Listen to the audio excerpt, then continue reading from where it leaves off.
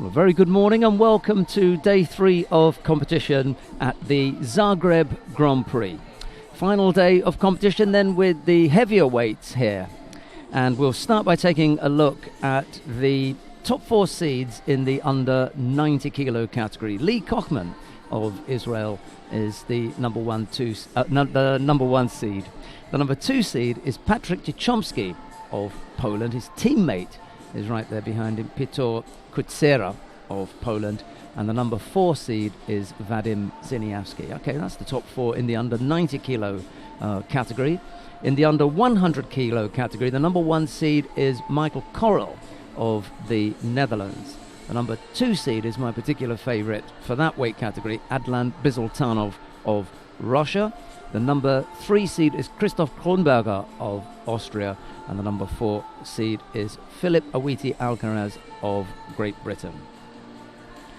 In the plus 100 kilo category, Daniel Natia of Romania is the number 1 seed. The number 2 seed is Stanislav Bondarenko of the Ukraine. The number 3 seed is Sven Heinler of Germany, and the number 4 seed is Benjamin Harmegenes of Belgium. Let's take a look then at the women's weight categories. 2 weight categories to bring you there, the under 78 and the plus 78. In the under 78 kilo category, the number 1 seed is Husha Steenhuis of the Netherlands. The number 2 seed is Jo Abigail of Hungary. The number 3 seed is Klara Apotheker of Slovenia. And the number 4 seed is Karen Stevenson of the Netherlands. In the plus 78 kilo category, Larissa Čerik of Bosnia-Herzegovina is the number 1 seed. The number 2 seed is my favorite, Caroline Weiss of Germany. The number 3 seed is Sanda Jabonskita of Lithuania. And the number 4 seed is Milica Sabic of Serbia. I just want to go back to the under 78 kilo category, and I think this is going to be one of the strongest weight categories in there. Husha Steenhuis only narrowly missed out on qualifying for Rio 2016, and that wasn't for any other reason than the Dutch decided to send Martin de Verkerk, the 2009 world champion, and she was qualified, and they decided that they wanted to go with Verkerk instead of Steenhuis. Jo Abigail, she was at the Olympic Games as well, so we've got 2 Olympians in that weight category, and Klara Apotheker and Karen Stevenson are both top quality fighters at that weight category. So for me, that's where we're likely to get the best of the action. Now we're going to start on mat number 2 in the under 90 kilo category. The opening contest there is Cristian Bodilau of Romania. He's up against Nemanja Majdov of Serbia. It'll be Bodilau of Romania in the white judogi, Majdov of Serbia in blue.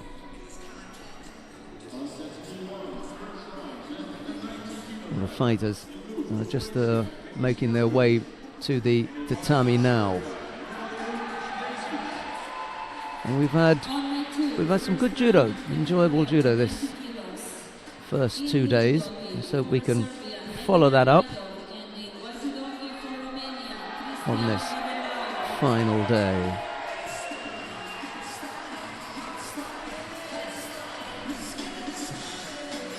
Denis Beljic of Croatia faces Miroljub Ivecic of Serbia on mat number 1. That's in the 90 kilo category as well.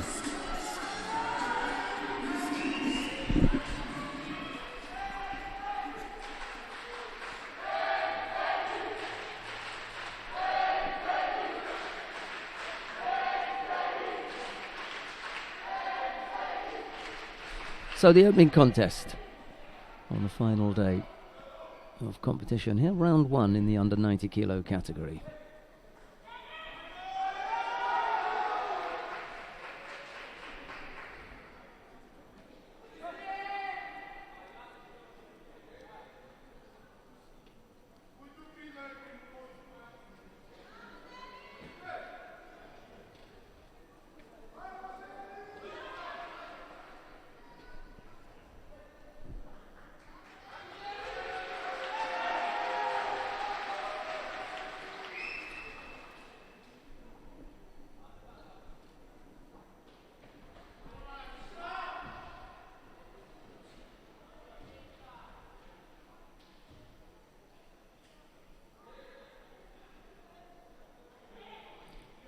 Duff was looking for that turnover there as the counter.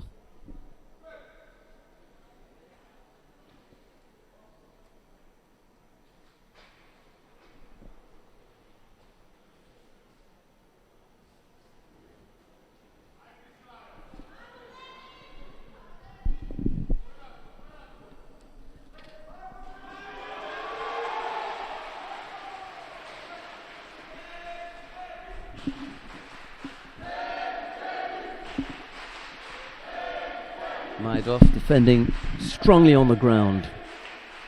It was Bodilau who was looking to apply that Sangaku.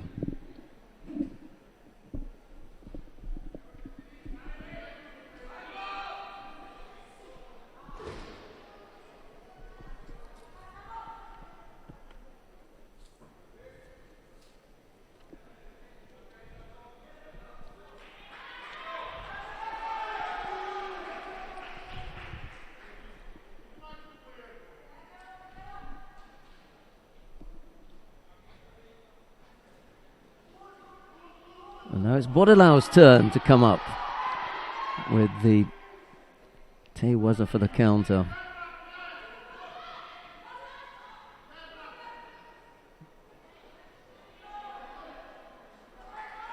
Whoop, Shimiwaza. Chance here. Yeah, that looks on.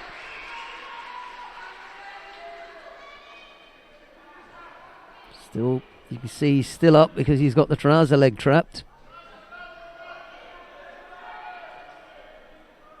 Struggling hard for this one. Got to push that leg away now. It's close. Nemanja Maidov fighting that one off. Well, he's come out of that and he's only a Yuko down.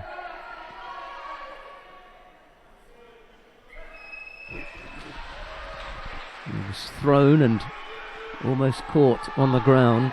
And he's still only a Yuko against him on the board.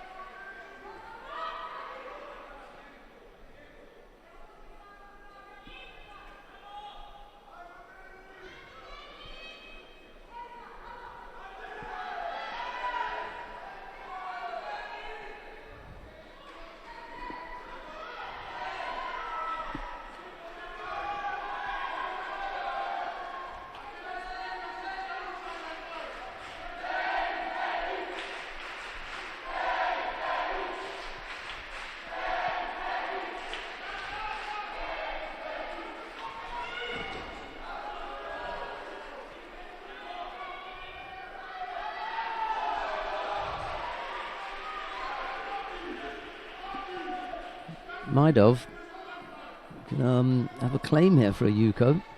It's a good effort. Yeah, it was. I agree with him. Good lift.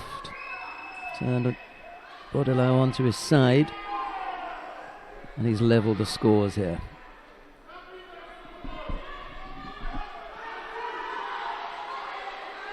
Bodilau still looks a little bit shocked by that Yuko, but it's a score. And a good one too.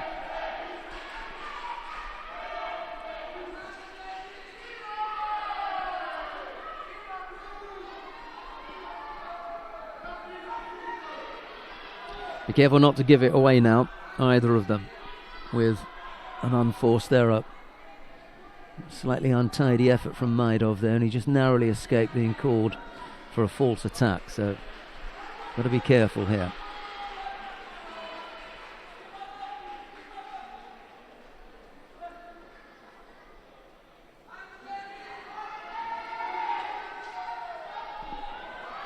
Well, that one was strong enough.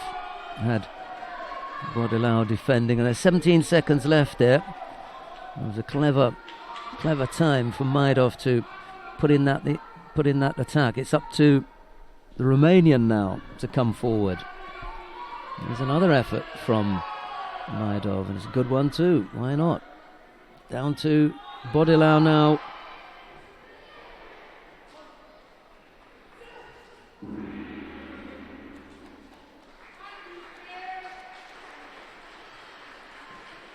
So, golden score it'll be.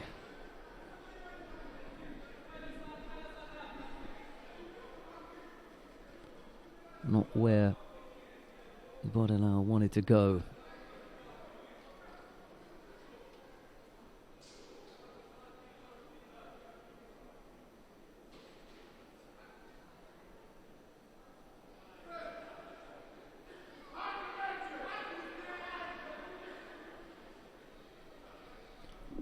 So the opening contest goes into golden score, and on the adjoining mat that also went into golden score. First attack there from Maidov.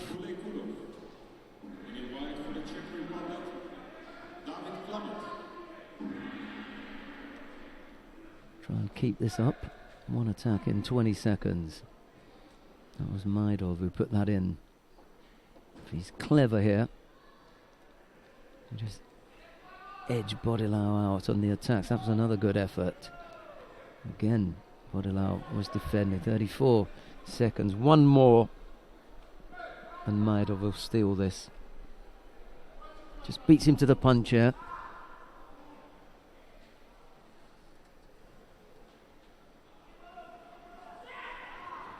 No, he can't.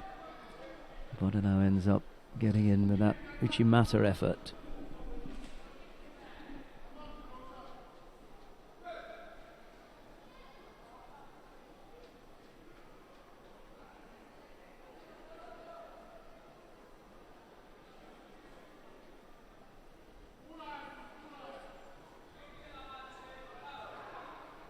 Subigaishi effort from Bodilau. Maidov looking to work on the ground here. Leg comes out, but Bodilau is able to turn onto his front, and now it's Maidov who needs to get the attack in.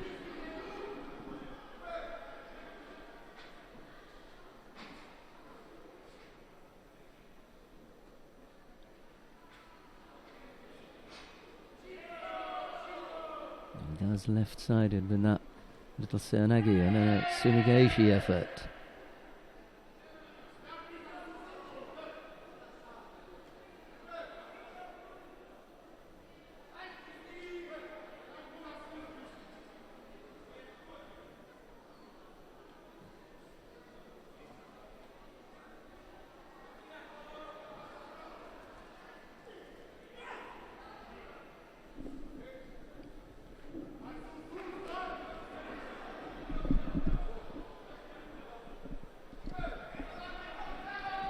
Still working away, both fighters. A good work rate.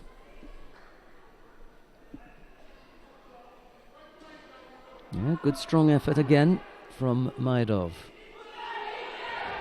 Yeah, he did take him over.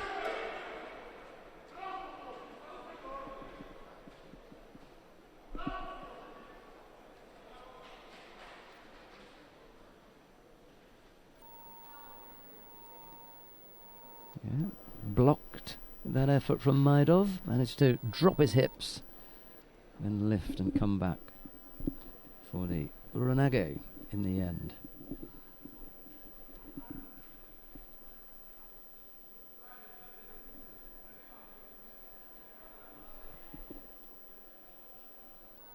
It was a very good contest. Hard fought. Good one. But it was Christian Bodilau in the end who came out on top. Right, coming up next here, Zachary Burt of Canada faces Peter Zilka of Slovakia. It's Burt in the white judogi, Zilka in blue.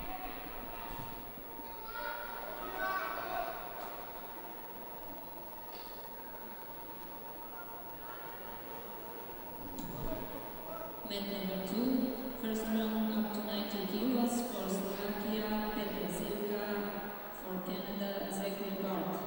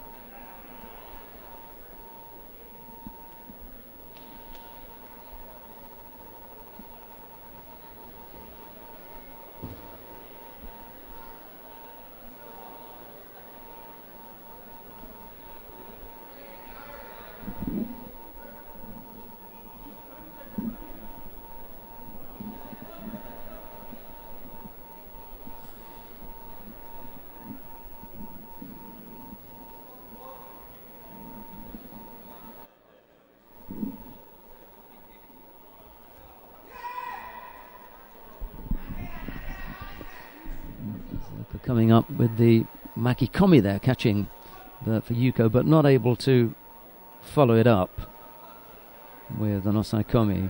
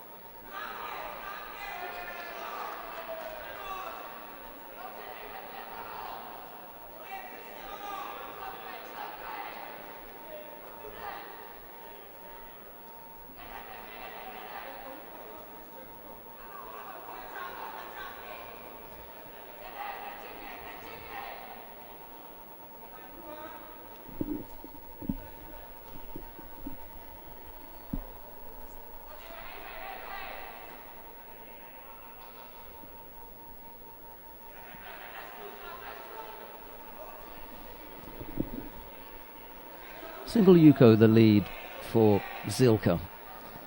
2.5 minutes still to come, so after contest.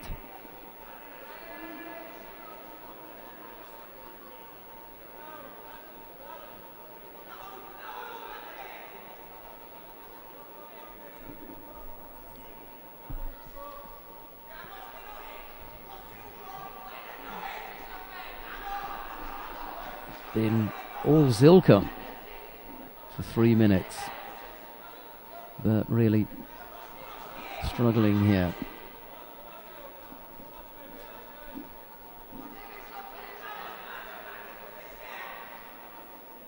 Mind you, it's Zilka who's picked up the single Shido. Can't remember what that was for now. But he's also picked up the Yuko, so he leads with 1 minute and 40 left to go.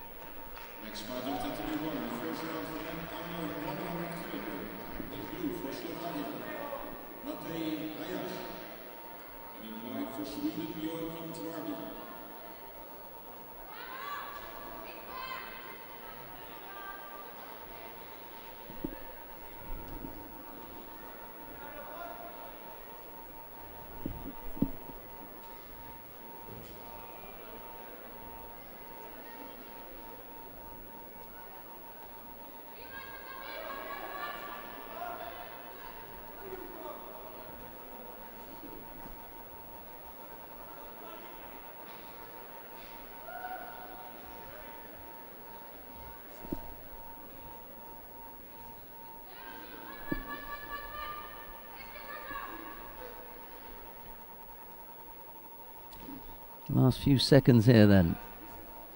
But still trying to find a way to attack Zilka.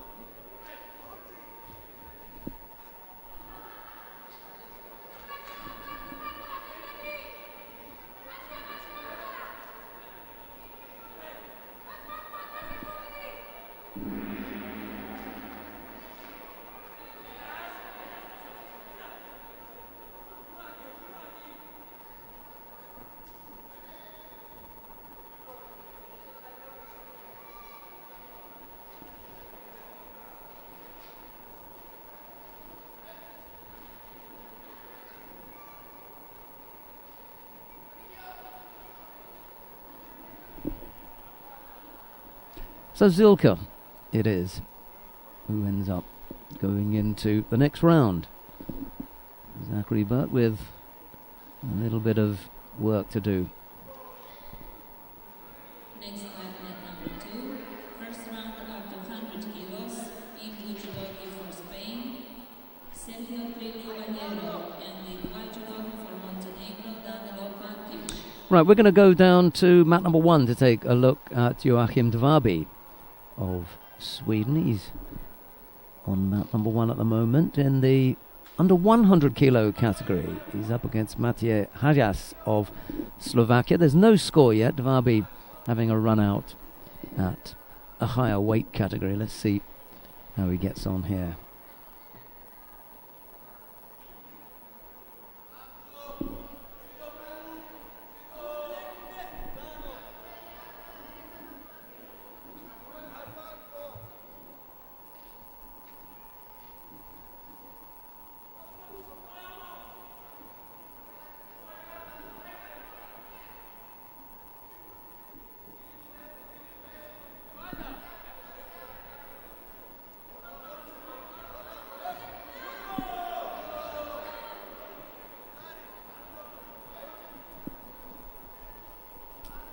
Single Shido picked up by Hayas.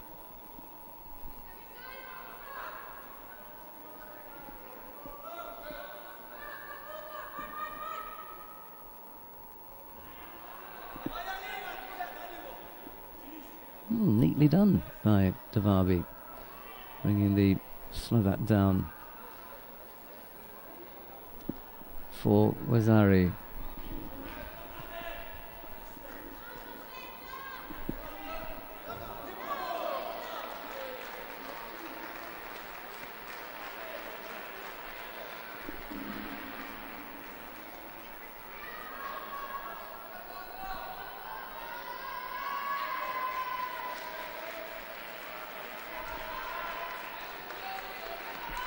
Rather successful first outing as far as round 1 is concerned anyway for Joachim Dvaby. He goes into the next round. We'll have another look at him then.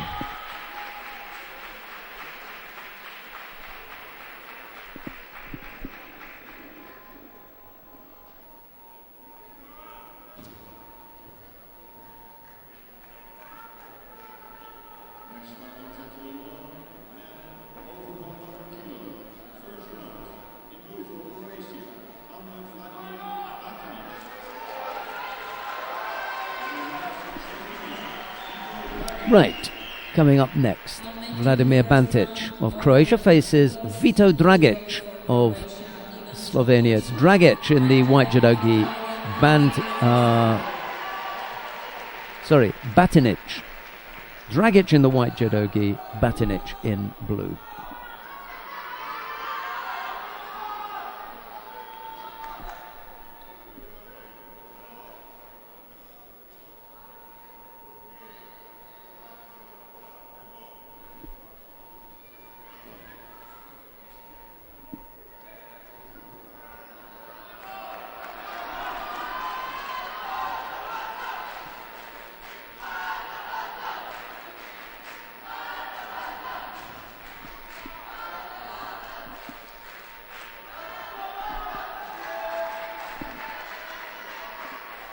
This is in the plus 100 kilo category. We'll just have one look at the first round.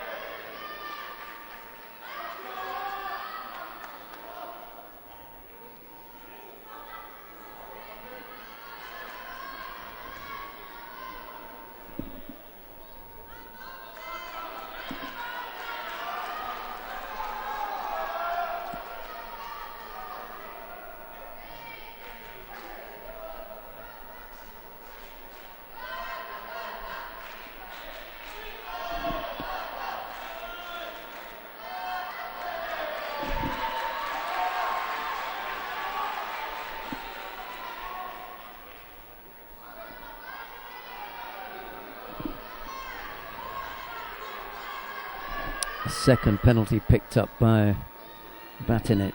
Ante Batinic. He's struggling a bit here now. Dragic brings him down for Wazari to add to his woes.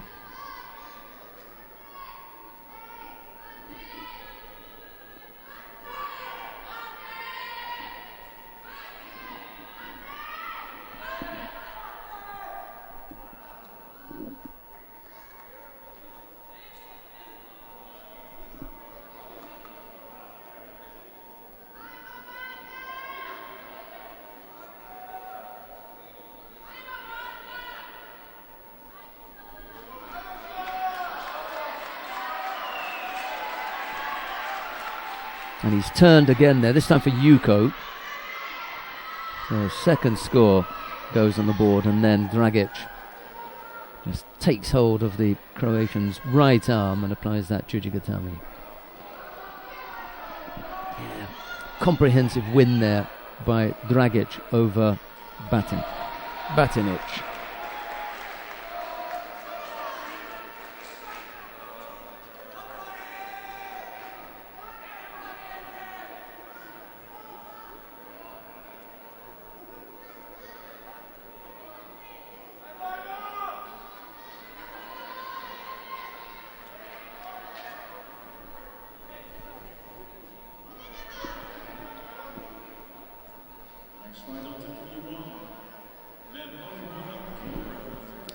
Right, who have we got coming up now? Michael Harak of the Czech Republic faces Demeter Bendigus of Hungary. Harak in the white judogi, Demeter in blue.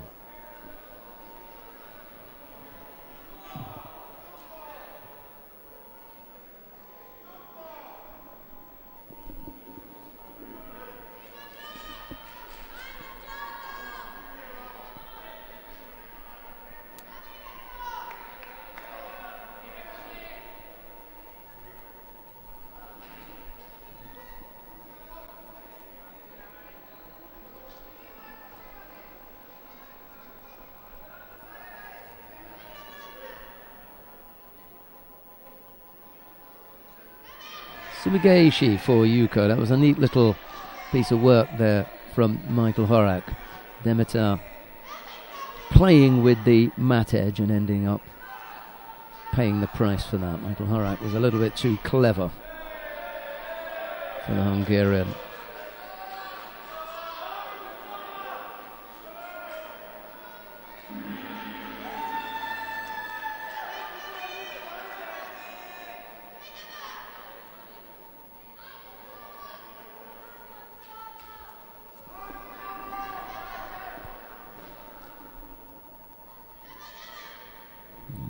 I thought that edge play from both fighters actually was rather unnecessary, and in the end it was Demeter who came off second best in that exchange.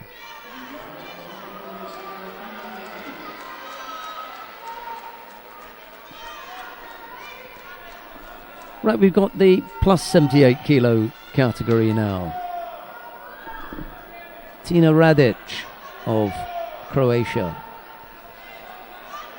faces Katarina Vukovic, also of Croatia. That's rather unfortunate that the Croatians have managed to put in two heavyweights and they end up facing each other in round one, but there you go. That's just the way it worked out.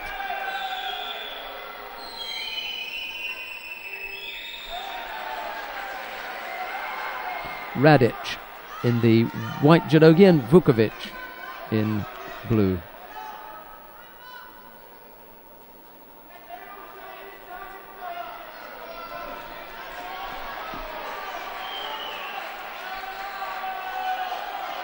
Uchigari, nice little effort there from Vukovic, just having Radic moving backwards.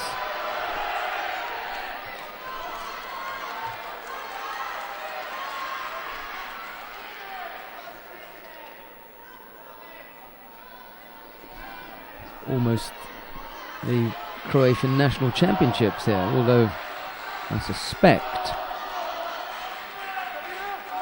that these are number 2 and 3.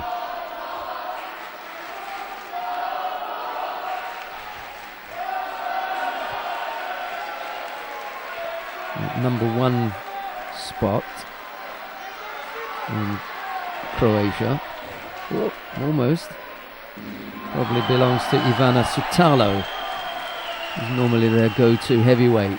Yuko picked up by Radic.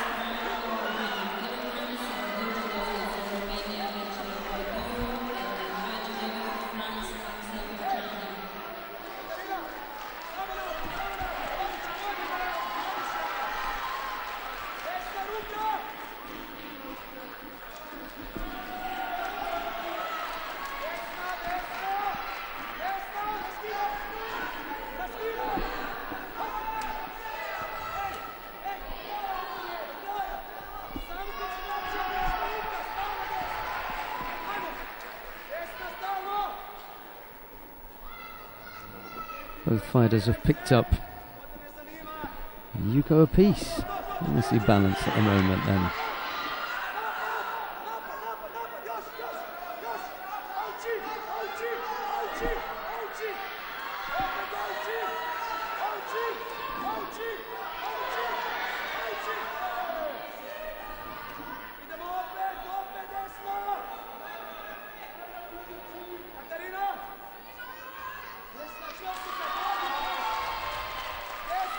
Now Radic picks up Shido.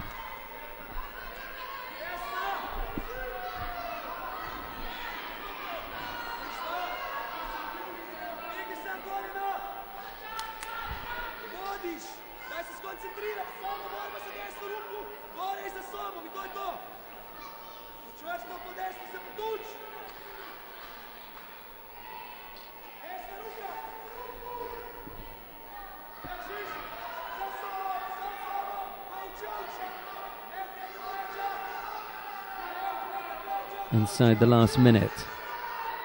Little Makikomi effort there from Radic, but it's blocked by Vukovic.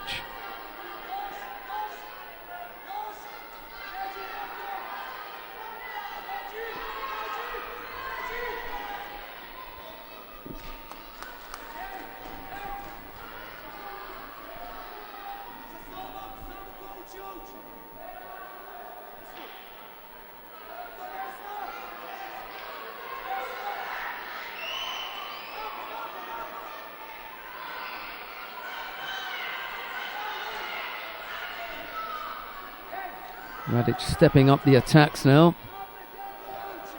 Shido looms large with only 20 seconds left to go.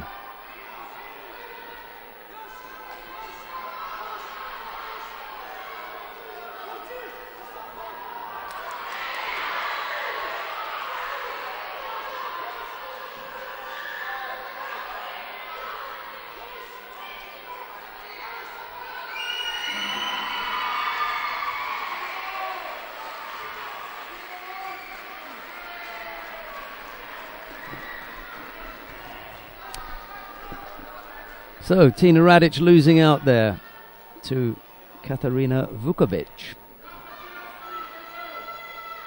in the Battle of the Croatians.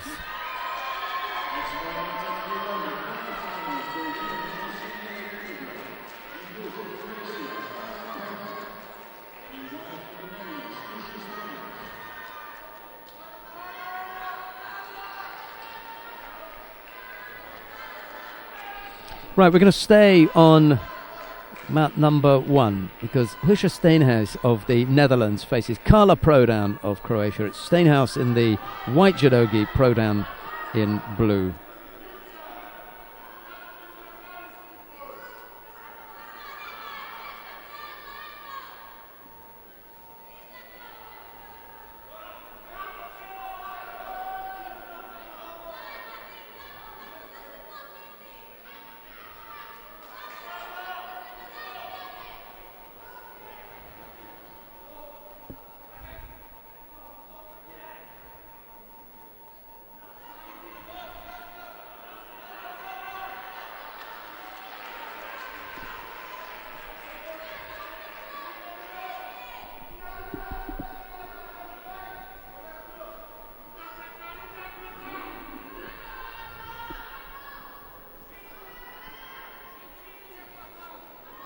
Steenhuis picked up a Yuko.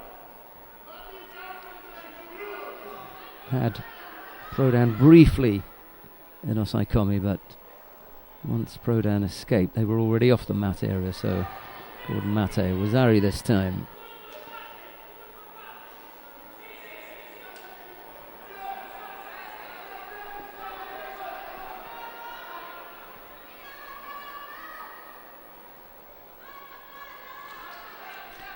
So second score on the board for Husha Steenhuis.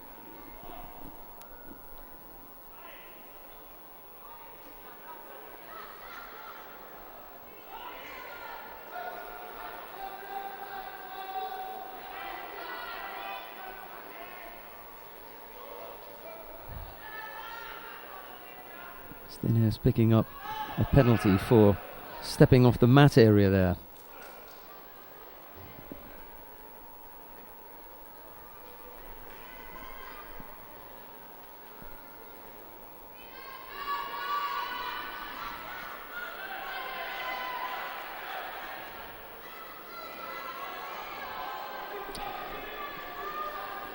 She doesn't appear troubled at all, does she, Steenhuis?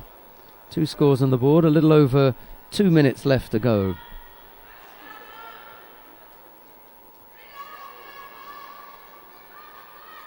And looking comfortable here.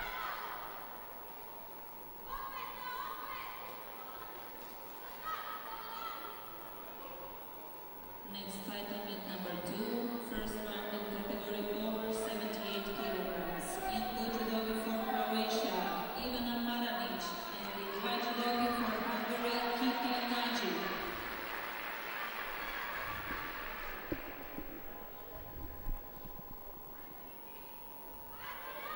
Prodan is shaped to go over on that left side on a couple of occasions, but hasn't really felt confident enough to attack her there.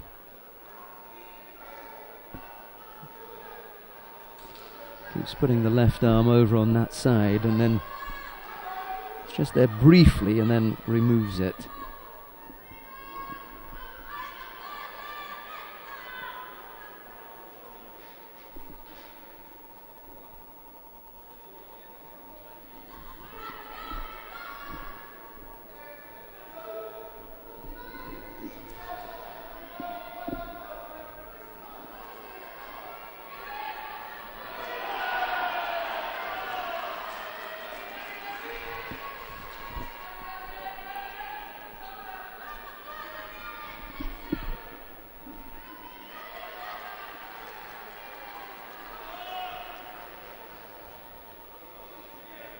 Chance for the shimmy was, and onto it very, very quickly.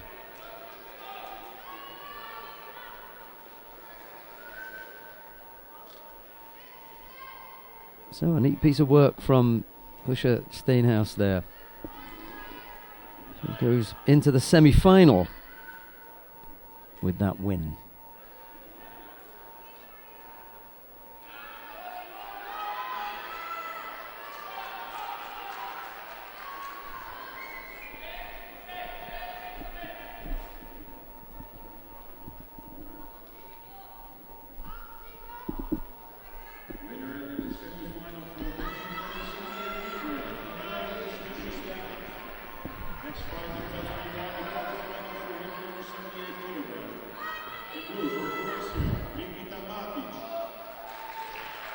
Well, coming up next, it's Steenhuis's teammate, Karen Stevenson. She faces Brigitte Matic. It's Stevenson of the Netherlands in the white judogi to face Matic of Croatia in blue.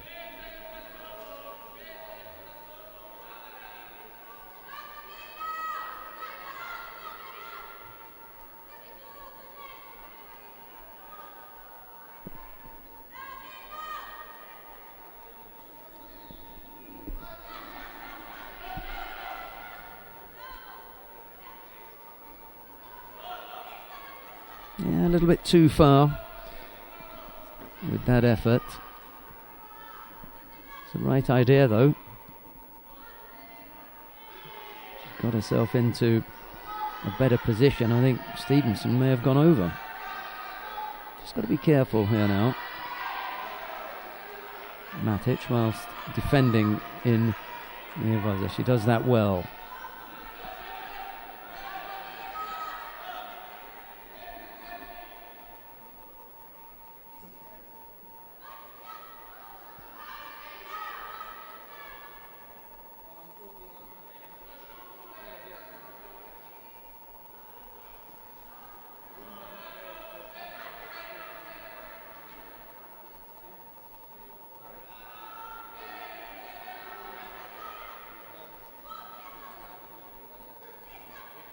Right-sided Marote Seonage from Stevenson, but Matic was up to avoiding that. 2:40 left to go.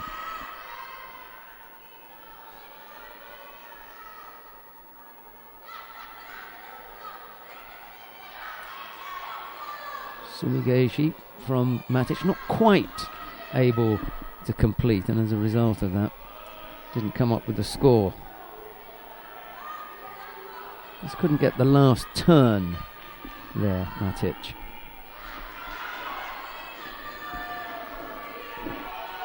Drops down again for another Marote Seonage effort. Keeping busy. Now it's Stevenson's turn to drop down low, trying to roll Matic over that right shoulder.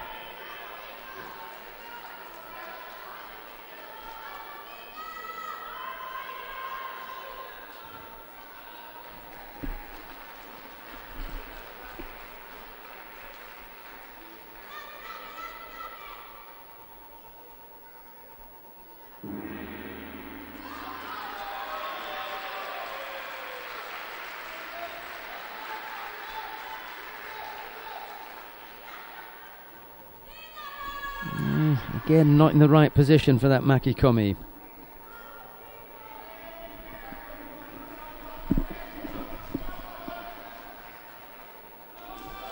Next fighting man number 2. World of Finals in category up to 78 kilos in blue judogi from Russia. Ooh, almost. Good effort from Stevenson. Matic got up from that, holding on to her neck.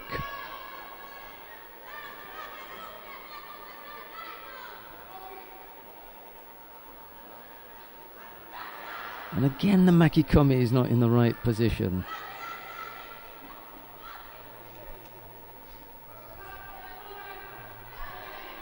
Well, Martin Ahrens showed some degree of frustration there, but the frustration for me would have come from yet another entry from Matic. He gets past the defence of Stevenson for a third time. He's not able to come up with the score. Can't be frustrated at the failure of the attack from Matic. It's a legitimate attack, and she threatens. Stevenson picks up a second penalty. Untidy work, especially at this stage of the contest. No score on the board. Got to keep clear of penalties. Looks to go right-sided, but it's way too far away from Matic to cause a threat.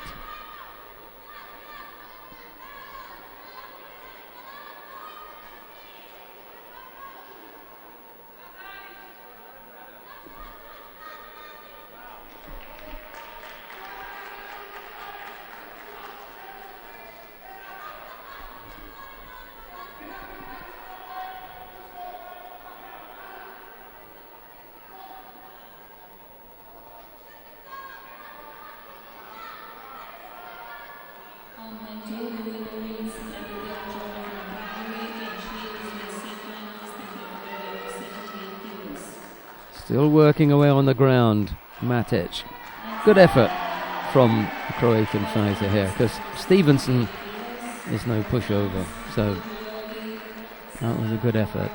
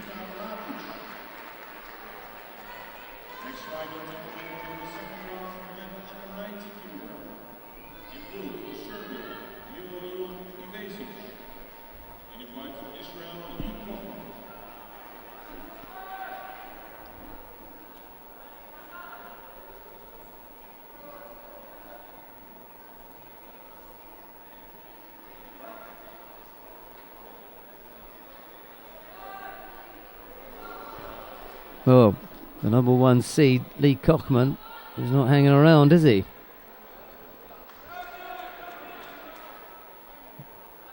Miroljub Ivezic of Serbia was almost on the receiving end. A rather spectacular effort in that opening exchange.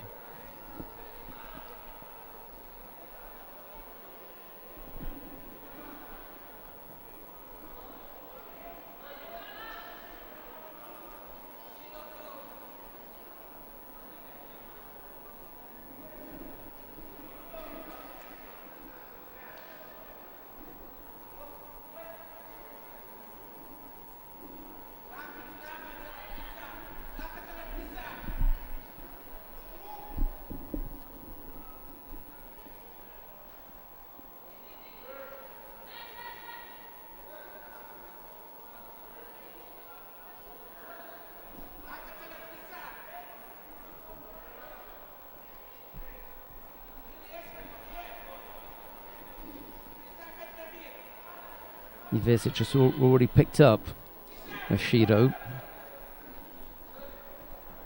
Kochman looking comfortable.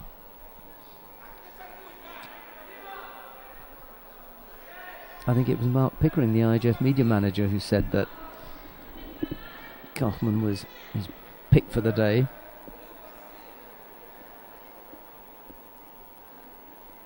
I'm not sure who I went for.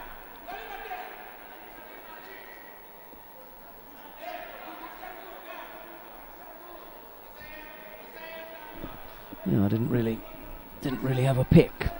Not at 90 kilos. 100 I looked for Bizaltanov.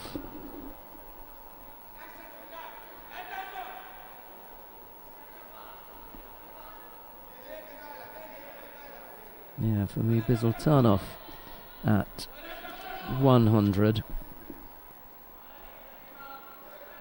Under 100.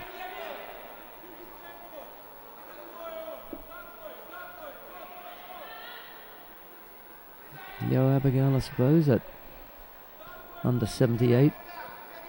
She may squeeze past Usha Steinhaus, we'll have to see. And then, well, those are the only picks I'm going to stretch my neck out for. Sama Kamara is down on mat number 2 at the moment, up against Clara Apoteca.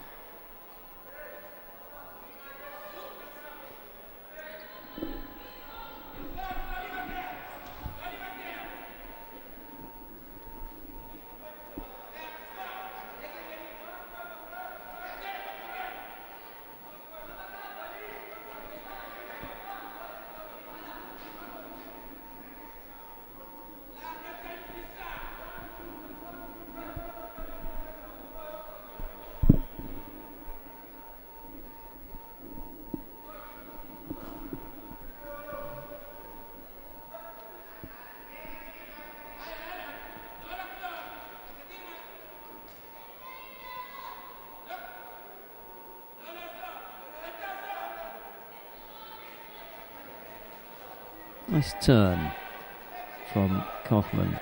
Lots of hands involved there as he brought Ivesic down. Picked up Wazari. So that's the lead.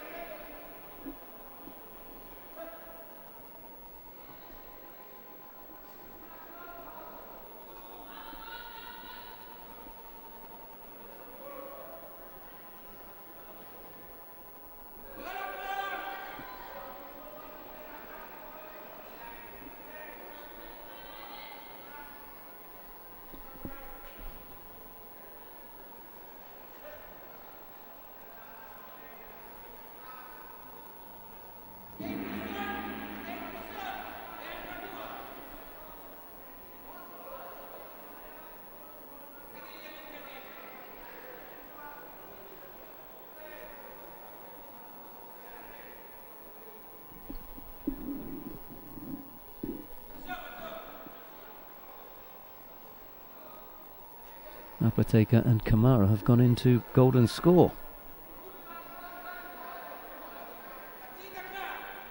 Tight contest between that pair.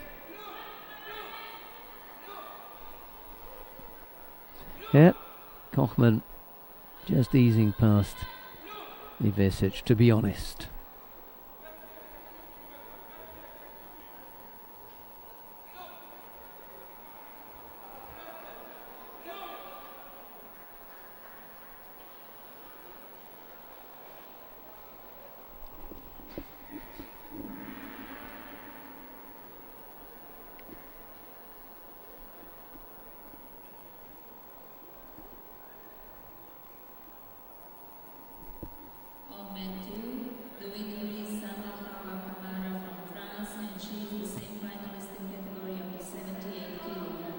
Single score was enough for Lee Kochman to get past Miroljub Ivesic of Serbia. Next up, at number 2, in Judo for Croatia, Jerež Purina, in Judo for Poland, Patrik Czernovski, up to 90 kilos. Next round, gentlemen, the second round for men under 90 kilograms. In blue for Uzbekistan, Erbil Rustam. In white for Germany, Dario Garcia.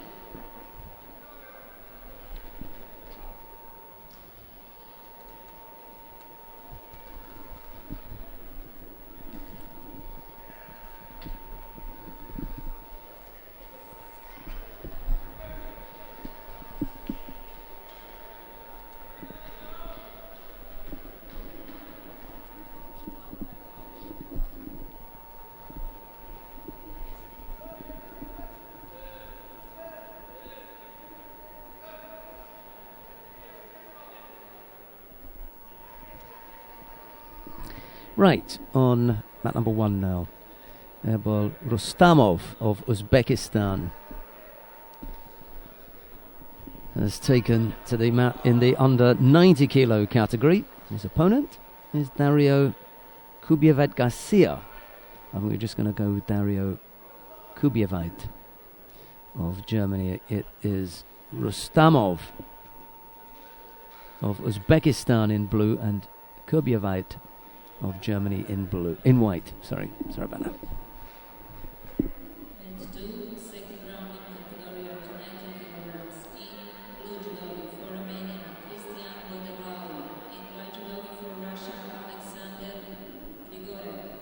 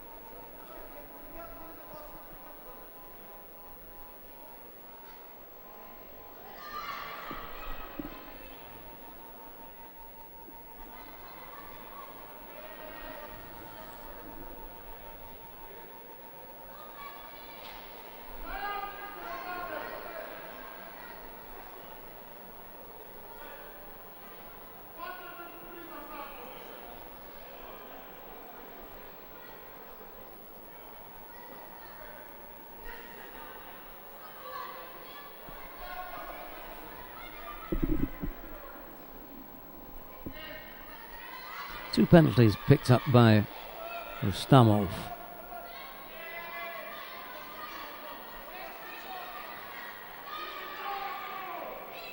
I think he may have sat on that one side for a little bit too long. He got away with it, however.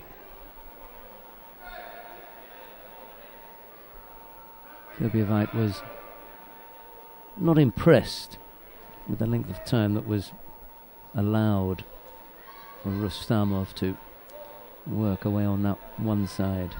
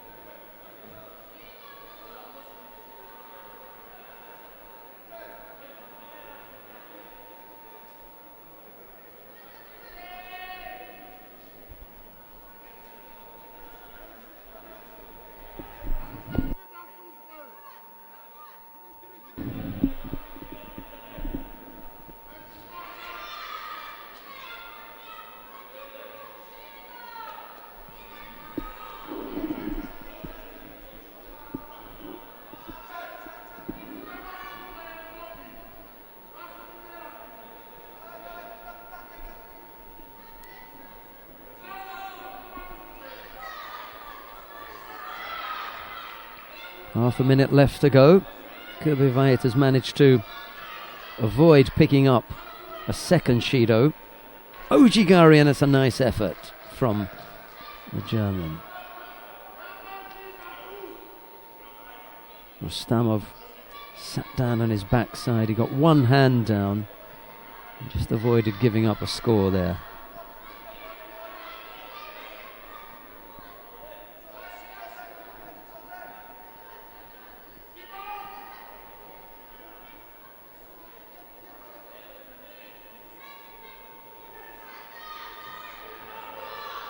That'll do. Very close contest between Rustamov and Kurbjevite, but it was the German Kurbjevite who ended up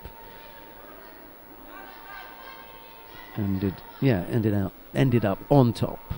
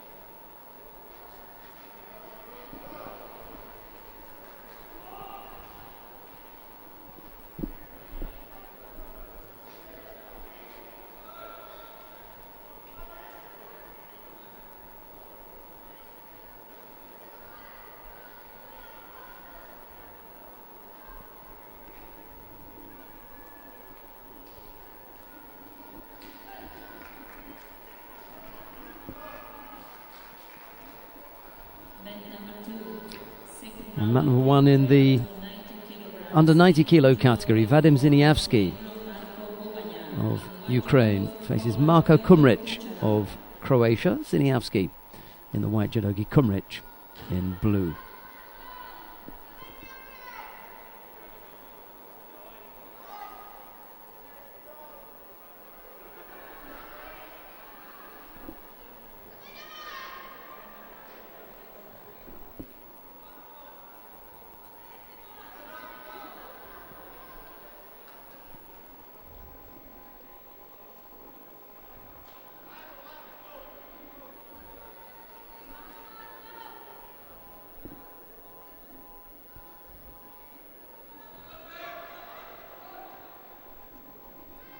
have a look and see who we've got coming up shortly. I haven't seen Bizultanov yet. 3 fights down on mat number 2. That's where he'll be. We'll have a look at him in a few fights time. Yakov Mamislatov of Israel in the under 100 kilo category. Well, a while since we saw him. He won the Cadet European Championships a few years ago. Good few years ago, 2009 I think that was. He beat Anton Krivobokov of Russia. The Russian has stayed at plus 100, but Mamislatov has cut a bit of weight and come down.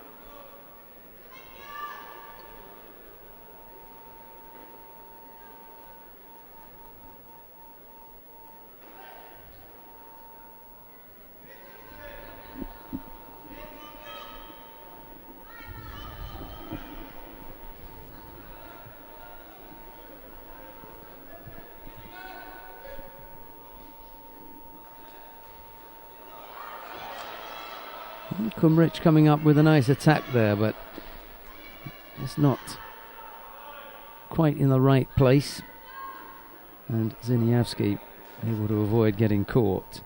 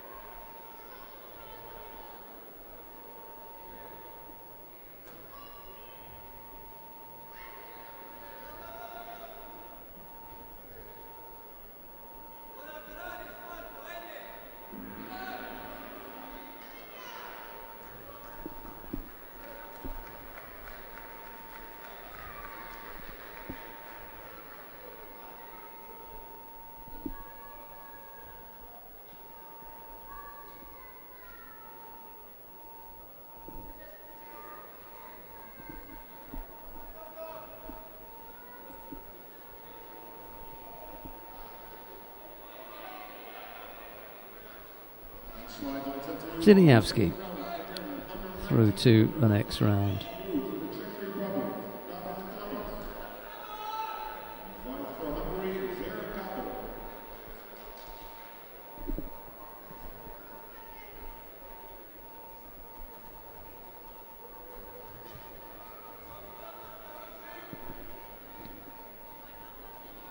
What have we got coming up next then? Vergabo of Hungary and David Klamert of the Czech Republic. Ver in the white judogi, Klamert in blue.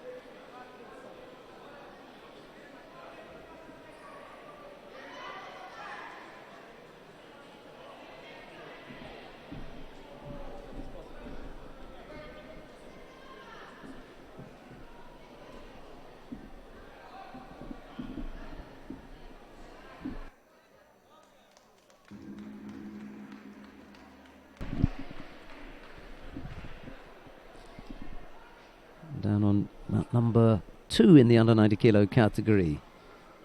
Piotr Kutsera has won out over Marko Bubani of Montenegro, the Montenegro who formerly fought for Austria. He picked up 2 penalties. So it's Kutsera who goes through to the next round.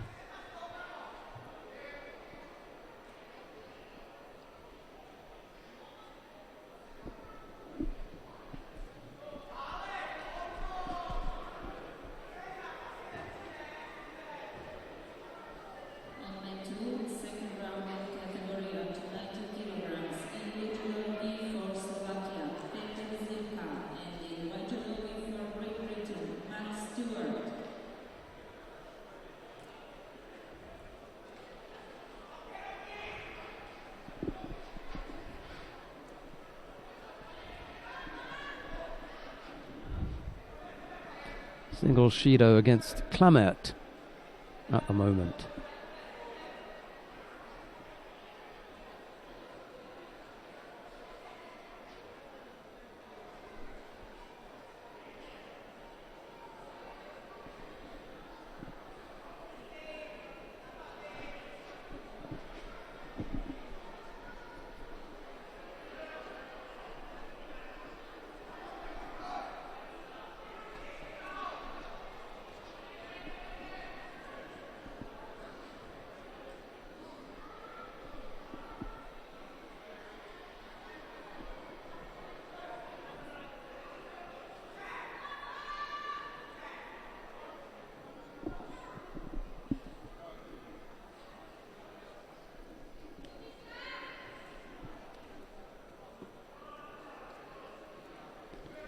Minute and a half left to go. Just the single Shido against the Czech fighter at the moment.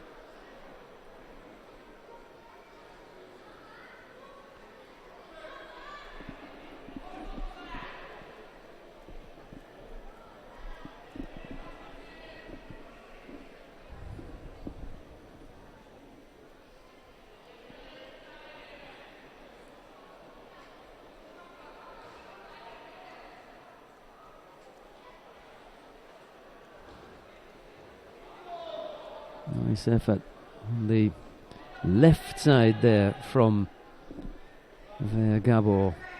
Just about squeezing out Yuko.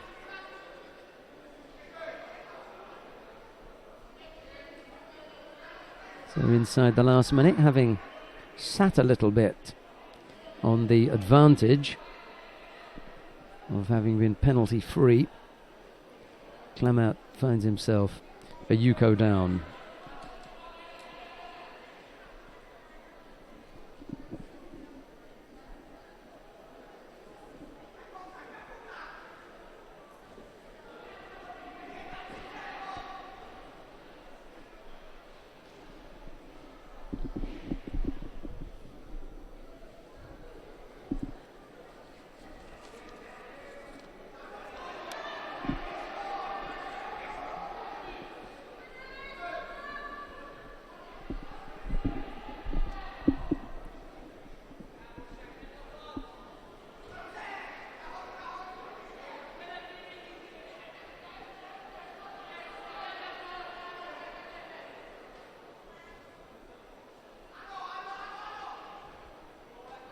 It was an untidy looking effort there from Gabor.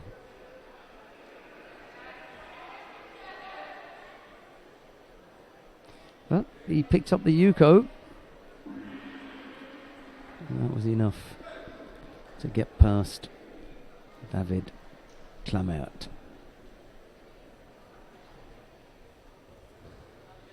We're going to stay on mat number 1 because coming up next, Michael Korel of the Netherlands faces Luka Miloš of Croatia. It will be Korel in the white judogi, Miloš in blue.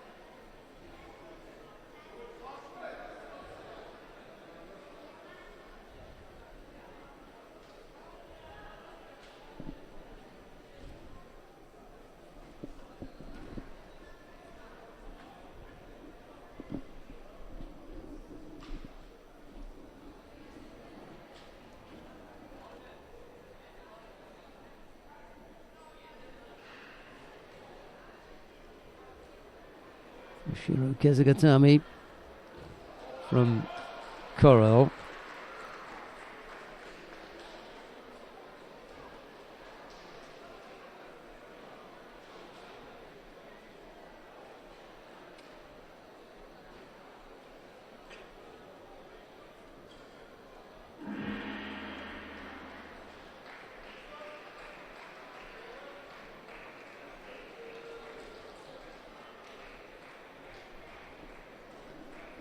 Neatly done from the Dutchman, and that sees him safely into the next round.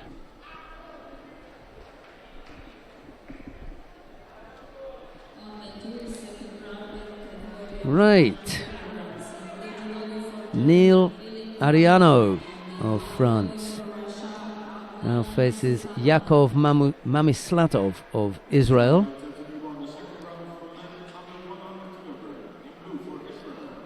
Ariano Rebuka it is. Ariano Rebuka of France faces Mamislatov of Israel.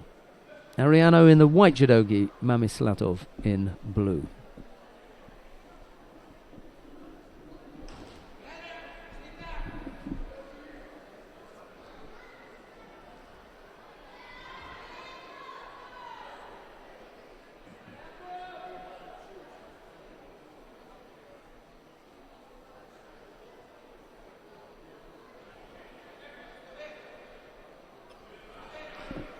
Mamislatov is almost unrecognizable from his time as a cadet. Completely changed his body shape.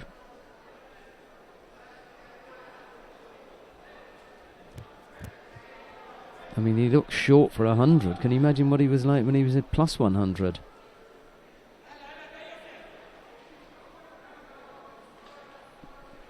He's done a terrific job to cut that weight and get himself into some kind of condition. I still think he could even make 90. Anyway, here he is at 100. He can't drop the hips though to come up with the pickup.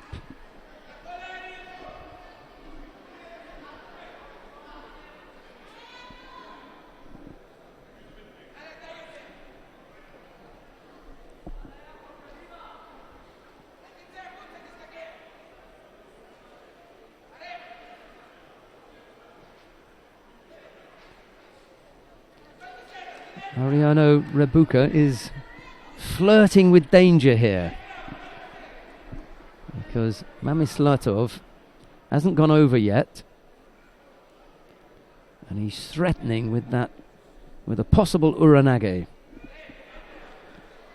So the Frenchman's got to be careful here. So they've got to put him away, or he's going to end up getting caught here. There you go. It was coming. It was coming. He's lucky not to give up a bigger score, to be honest. Mamislatov's got the measure of him as far as that hip technique is concerned. And he just kept banging away at the same door. Well, Mamislatov, in the end, was just waiting for him. Let's see if he comes up with something else.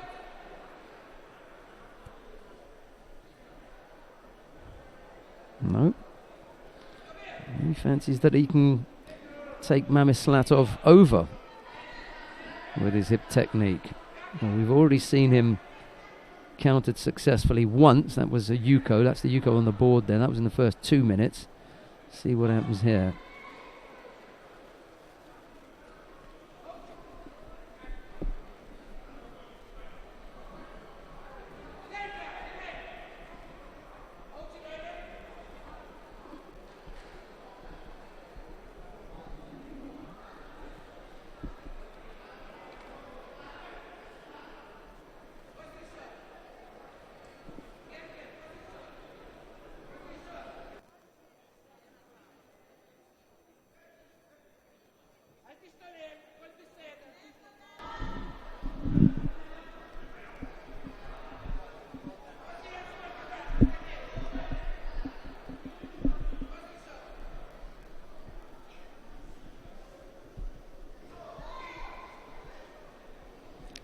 It's an interesting little puzzle, if you like, how to work this out. Half the contest has gone.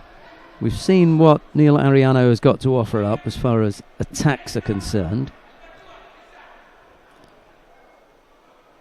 We've seen Mamislatov as far as the counters are concerned, and that's been the nature of the contest. On that occasion, it was Mamislatov coming up with an attack on the left side of Uchimata that brings Ariano down for Yuko. So a second score goes onto the board for the Israeli.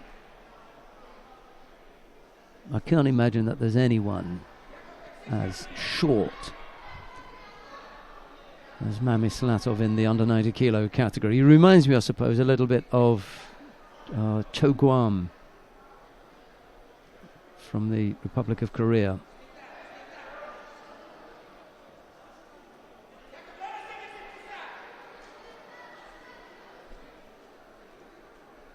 A little under 2 minutes left to go.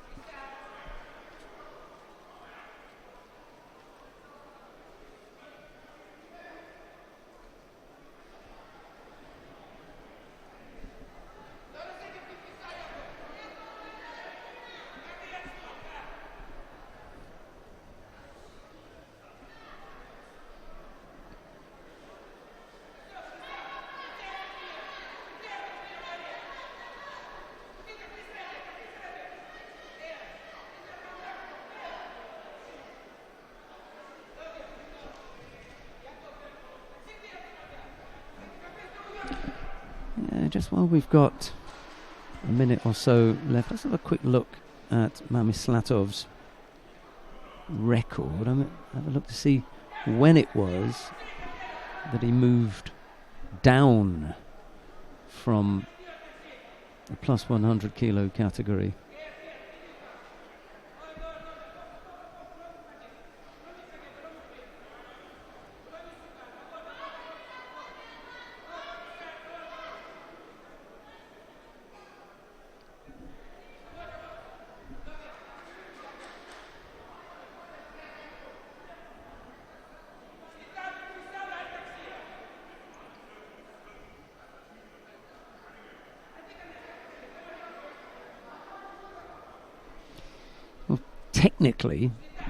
Technically, he was never in the plus 100 kilo category,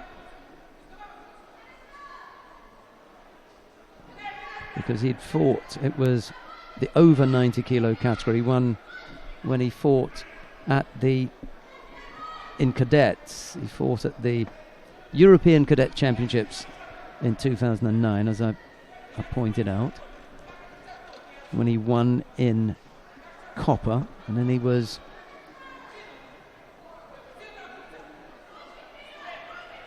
lost the bronze medal match at the Cadet World Championships in Budapest in the same year.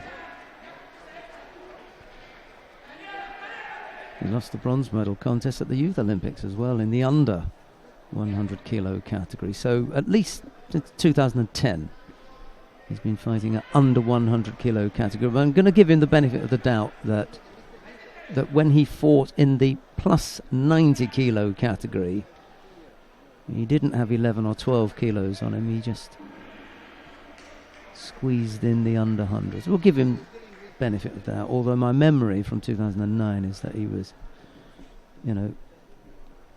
pretty heavy. But from 2010, he's fought exclusively in the under 100 kilo category. 2 years out between 2010.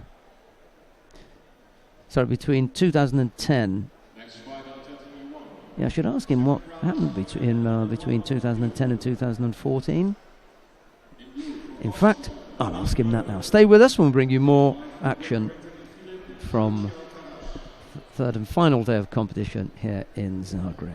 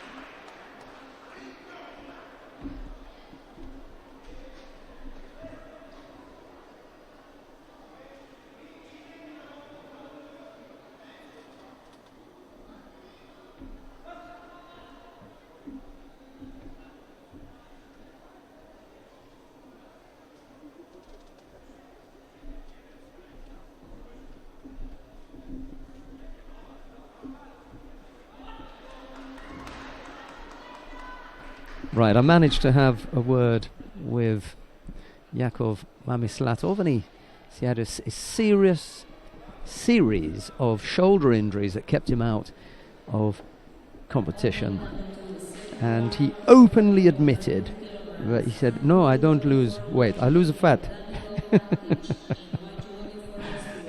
He's quite humorous. So I never said it. Those are Yakov's words himself.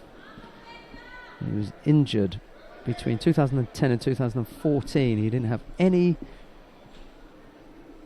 competitive judo during that period. He really took time out and has recovered, and he said he's lost any fat that he had. He's now in reasonably good condition. Right, Philip Awiti Alcaraz of Great Britain is on mat number 1. He faces Lohan Böhler of Austria in the under 100 kilo category. Böhler has picked up a single Yuko, Awiti Alcaraz a single Shido against him, but we've got plenty of time, 2.5 minutes left to go.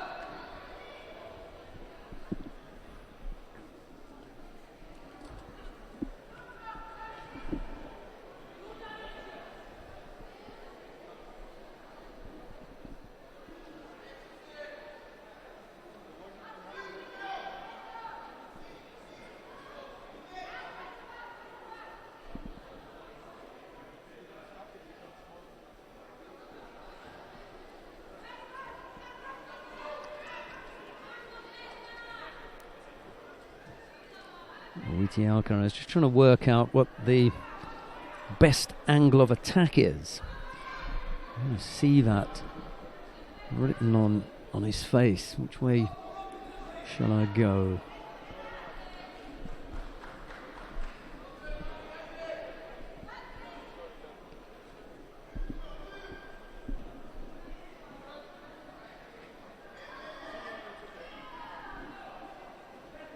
Not the perfect body type for this weight category. We were talking about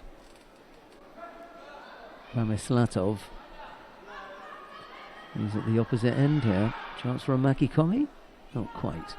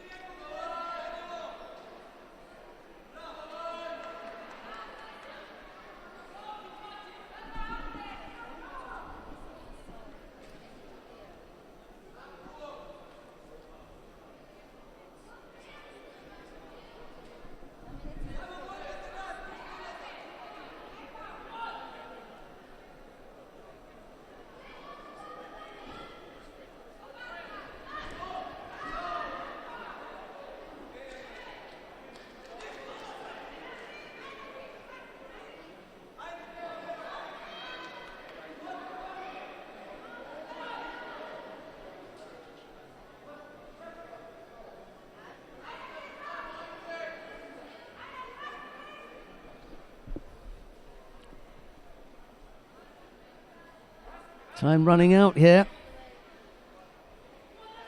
Oh, the Austrian has completely frustrated Awiti Alcaraz here. Dennis Stewart is in the chair for him. He'll have to have a chat with him and, well, come up with a strategy that will get past Böhler in the future. But this time It's the Austrian who comes out the winner here.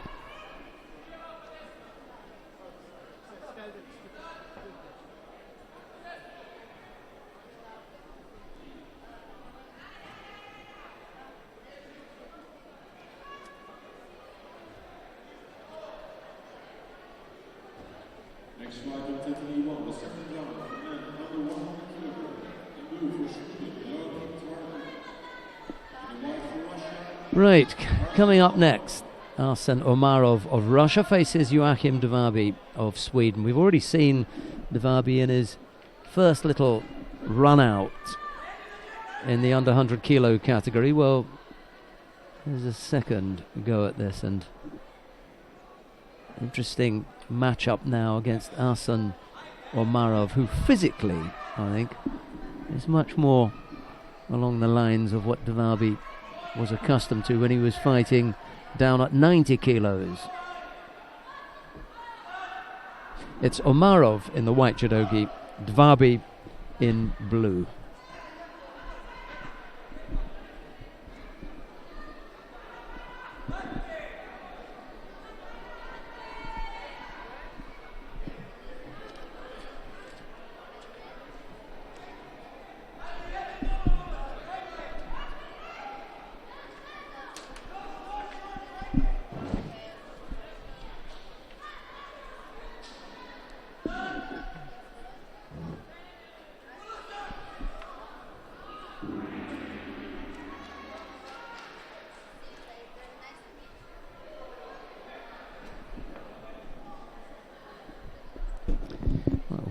We've got another 4 minutes of this one due. I'm not sure if it's going to last that long. Omarov may be a danger man in waiting, or it could be that Devabi will polish him off. He's, as I say, moved up from 90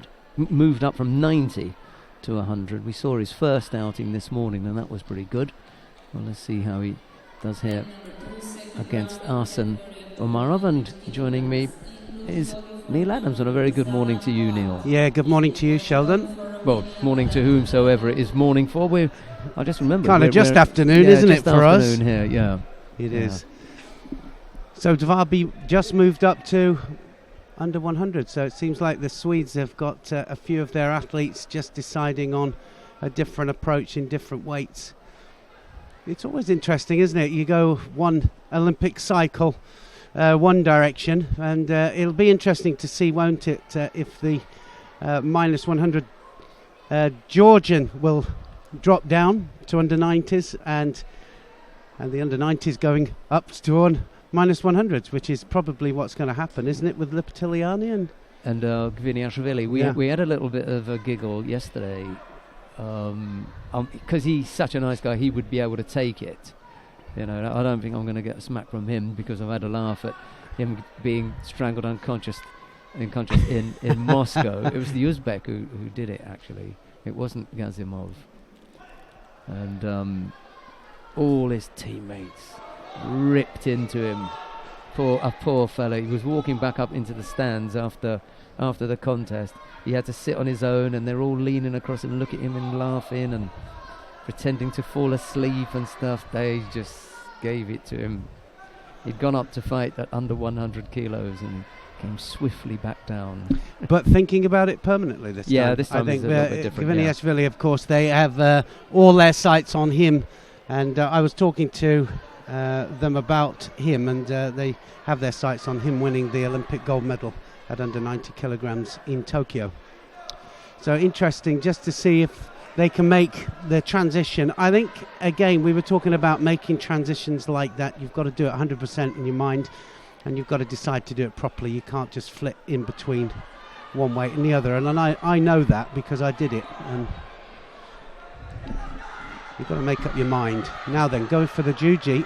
Be careful here. Omarov went over for Wazari there, but Devabi fighting to hang on to his arm here.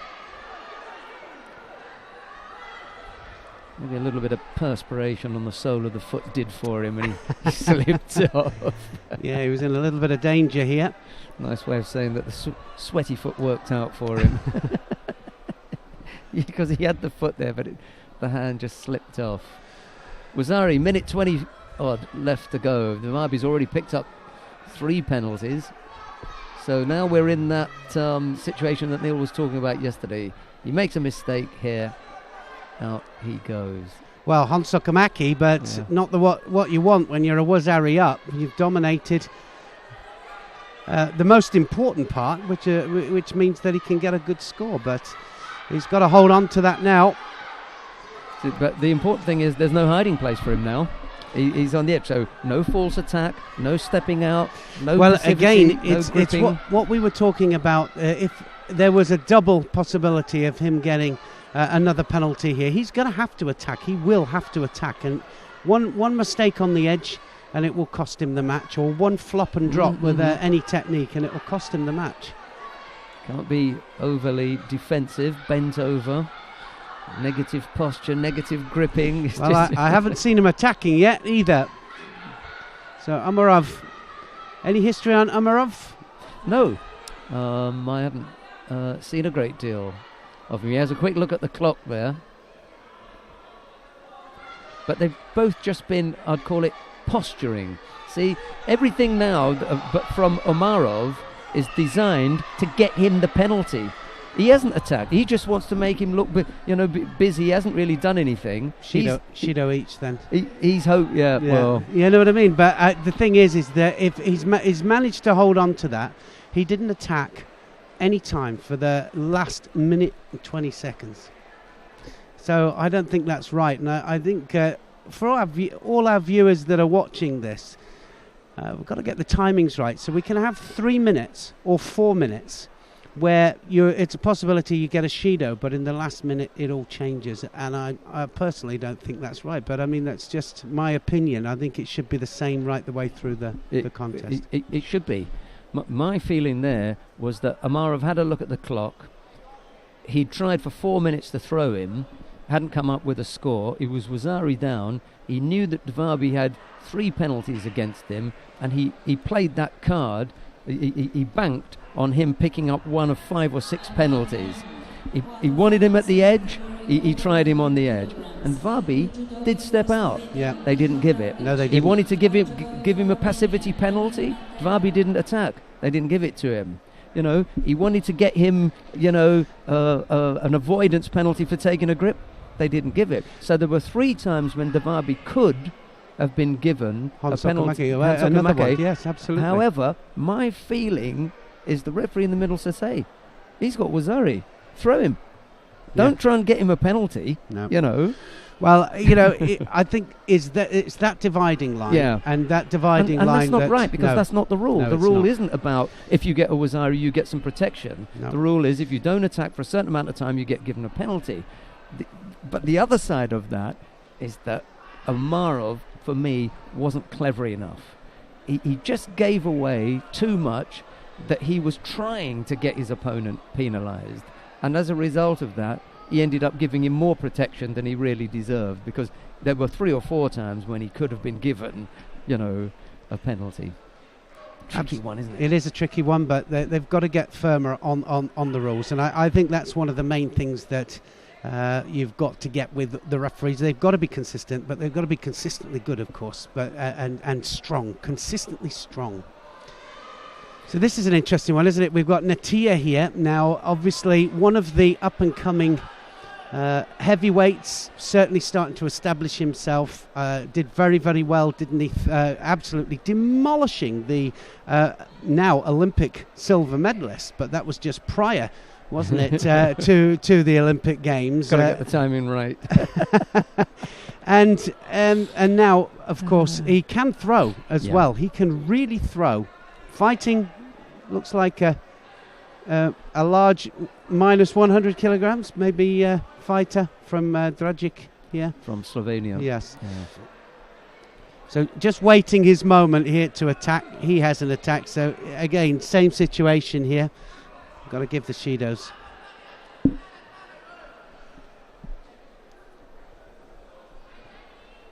Yeah, Natia, I think, if I remember rightly, threw beautifully with an Uchimata, at one of the tournaments, and it looked so good.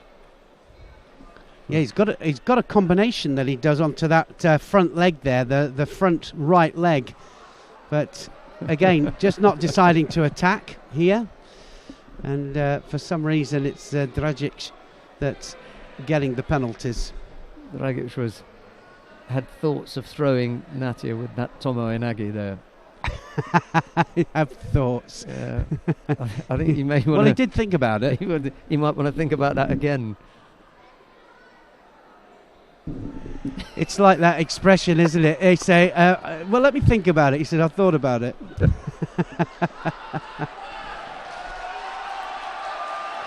He might want to do a bit of mechanics, or study some mechanical engineering about workloads and thresholds, load thresholds. Well, it's just got a Shido up there, and quite rightly so too. Dragic just attacking. He's the only one attacking, so Natia got to get on the pace here. I think this to get through to the semi-final, so got to show a little bit of urgency. It's something that heavyweights show very little of, isn't it? Urgency. It's not, they don't go hand in hand.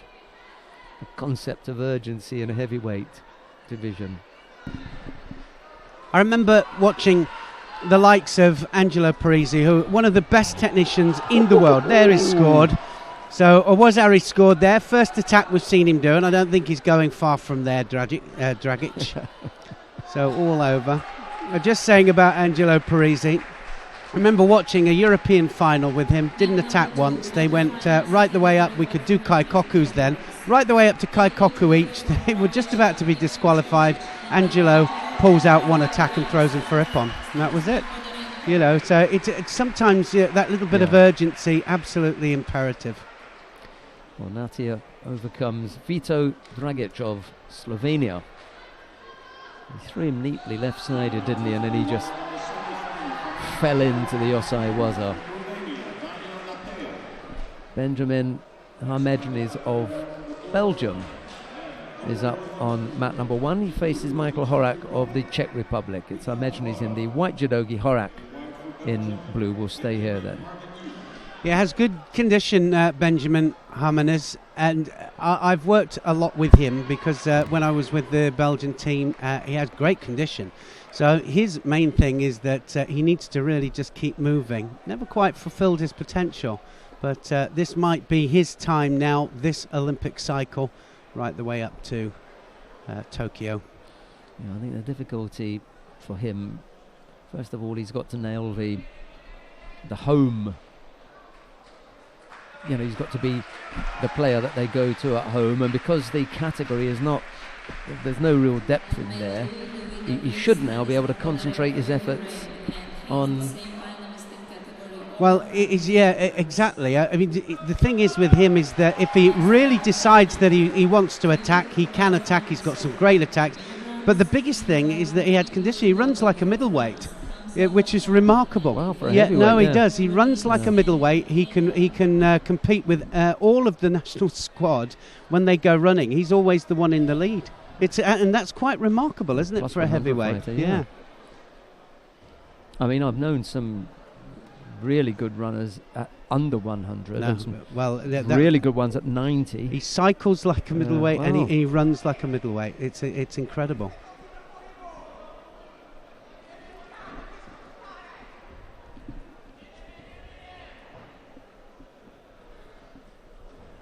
Right, well, we've got quarterfinals lined up and semi-final contests lined up.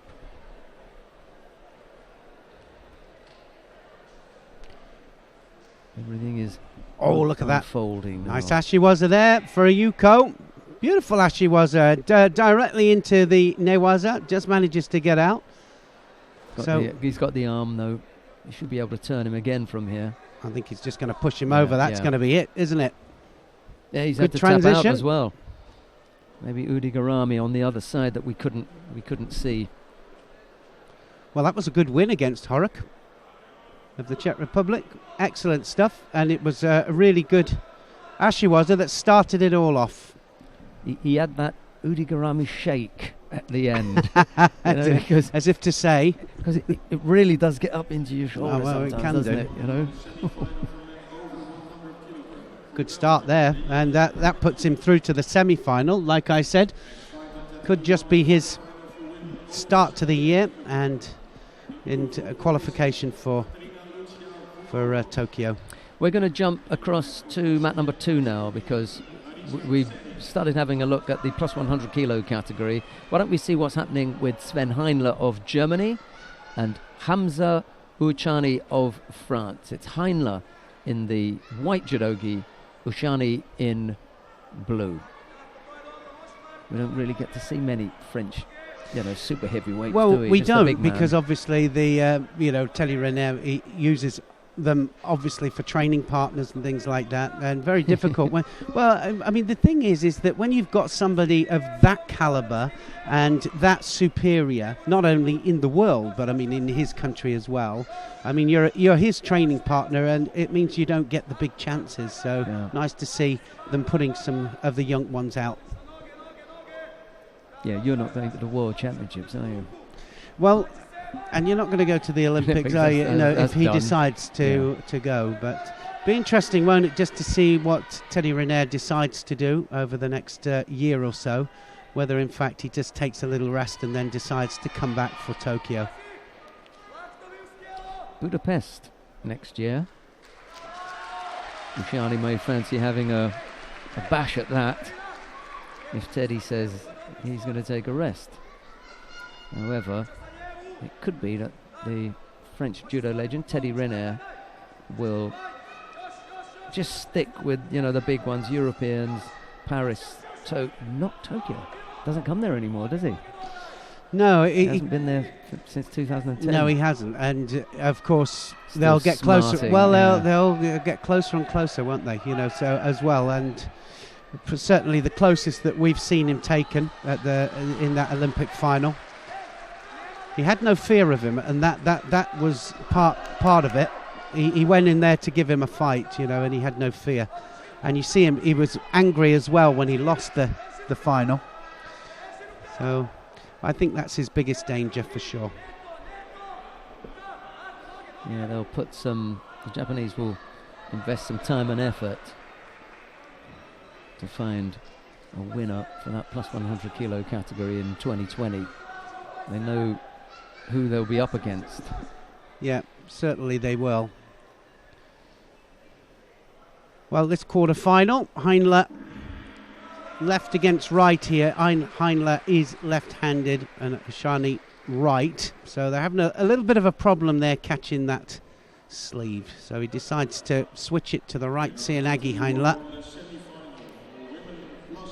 Not very often you see really good newaza with the big boys, is it? Because they just spread their weight, and it's always the odd technique or the one that just initiates one or two specialist techniques, like we had Yamashita with the Akuriari Jimmy that he used to catch a lot of people with. If he couldn't throw them, then he'd do that one particular movement, because they just stay on their hands and knees and defend from that position. Nice uchimata there from Heinle. Comes up with a second score, so Mazzari and Yuko on the board. Ouchani in some degree of difficulty here. He's picked up 2 penalties. 40 seconds left to go. Heinle not really looking as though he's going to get the leg out. Well, Heinle threatened a couple of times with that uchimata. And now it is. He just needs to correct his balance here now, doesn't he? So he does get it out, and seconds ticking away. Poor defence from Ouchani. Well, I can't defend him there. I mean, he wrapped the leg up quite high up, and under normal circumstances you're not getting that out. But a little bit of a push, a little hop, and out This it is what I'm came. saying about the newaza. It was limp, wasn't it? Very few that very few that have good newaza, and it's certainly something that a lot of the heavyweights could really benefit from. A good groundwork program. So, Sven Heinle of Germany into the semi-final after overcoming Hamza Ouchani of France. Threw nicely with Uchimata and then followed it up with a bit of newaza that Ouchani felt unable to defend against. I always said that anybody was going to cause Telly Renier any trouble, it would be Kapelic. And I always said that Kapelic would go up and just dip his toe into the heavyweight division. And the one time that we have seen him do it, he was very successful with it. And it would be the Newaza that would cause the trouble and cause the problem. And, Good job. And the only other person who, along those lines, did that and decided to stay, ended up picking a bronze medal up at the Olympic Games. Absolutely, or he did. Sasson. And that was... he wasn't going to get one at 100. No, well, I was part of that decision as well to push him up to 100. It was, again, you know, it causes a lot of problems. It does. On the mat now, Caroline Weiss of Germany faces Ivana Maranic of Croatia. It's Weiss in the white judogi, obviously, and Maranic in blue. All quarter-final matches. I'm interested to see what happens with Caroline Weiss during this cycle with regard to her confidence. Is she going to grow in confidence? Is she going to start believing herself? And is she going to take over that number one spot for the Germans in the plus 78 kilo category? No Franziska Konitz?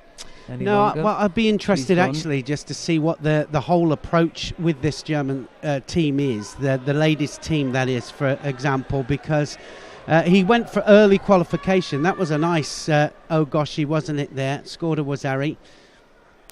He went for early qualification for the last Olympic Games, but half his team ended up injured going into the Olympic Games, you know, so be interesting to see if he has a slightly different approach this time.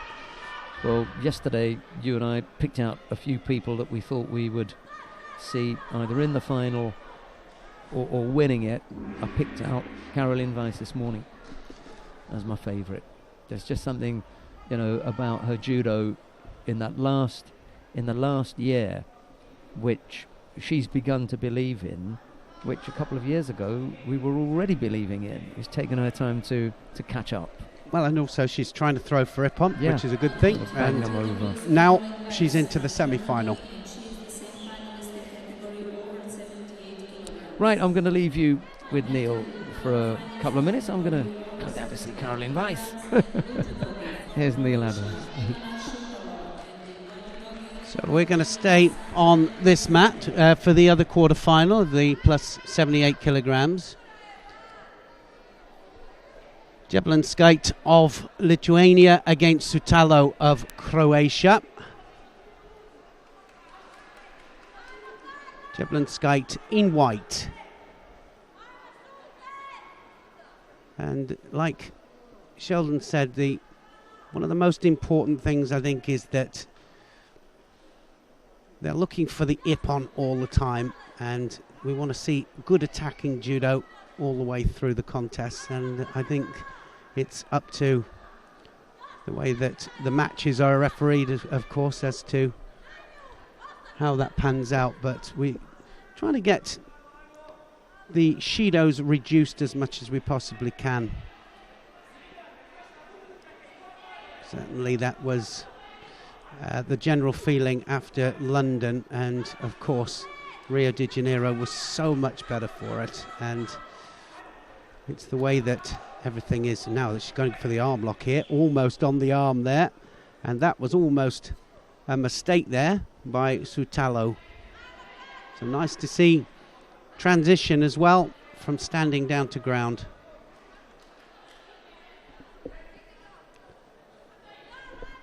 So Jablinskite taking the match to Sutalo.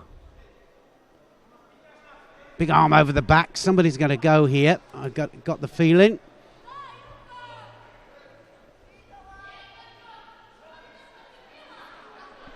This will take the winner through to the semi-final.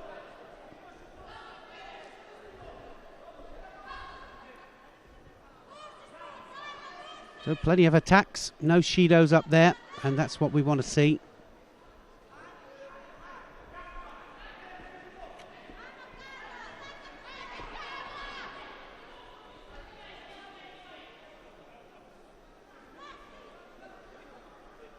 Well, very nice as well in this tournament, which has been brilliantly organised here in Zagreb, this Grand Prix tournament, and one of the first Grand Prix tournaments after the Olympic Games. Of course, it's not the first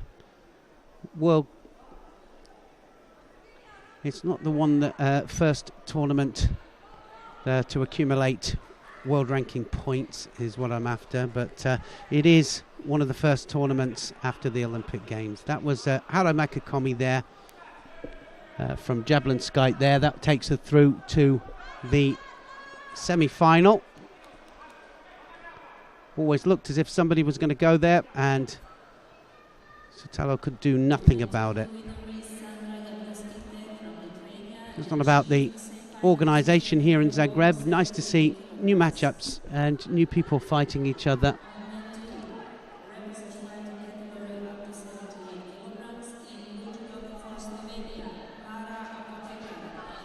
Well, we've got a repechage fight still on mat 2. I think we'll still stay here because I want to stay for the semi-final of the under-78s after this repechage match.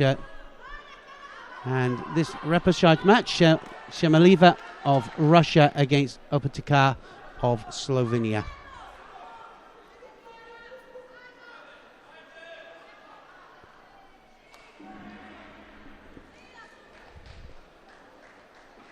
A lot of youngsters out with these teams. The French have sent a very young team. The Russians have sent a young team as well. Already 8 medals in Russia. And France just leading. They've got 2 gold medals. They've also got a couple of bronze medals and a silver as well. So doing very, very well. And of course, these are the ones we're going to see all the way through to the next Olympic Games in Tokyo. You might think that it's a bit premature just talking about Tokyo so soon after Rio de Janeiro, but it comes by very, very quickly. The 4-year cycles seem to go so quick.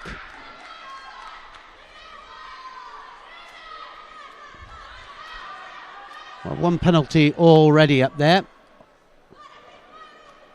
Opotikar of Slovenia gets a second one now. Just not doing anything, not attacking, just trying to grip up, trying to get that big right arm over the top.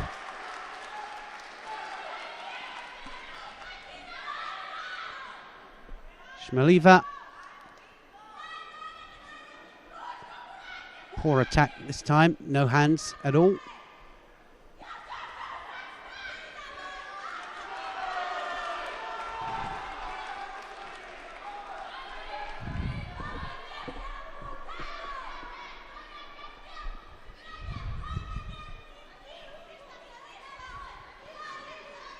So the repechage finals, only people that lose in the quarterfinals or the semi-finals are allowed to have a second stab at the medals. If you lose in the quarterfinals, you have to go through to a final repechage match, and of course that's what this is, final repechage match. That last Soda Makakomi just looked a little bit dangerous to me, that leg twisting up.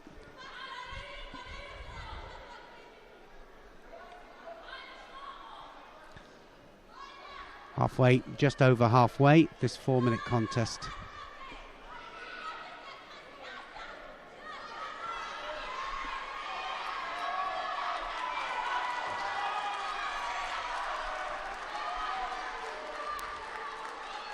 Shmaliva has to do something. She's going to have to attack. But Opotikar of Slovenia cannot afford another penalty for not attacking herself. She's got to make sure that it's a good strong attack. One more penalty, of course, and she'll be one off Hon Sokomaki. So Makakomi, no control of the hands whatsoever.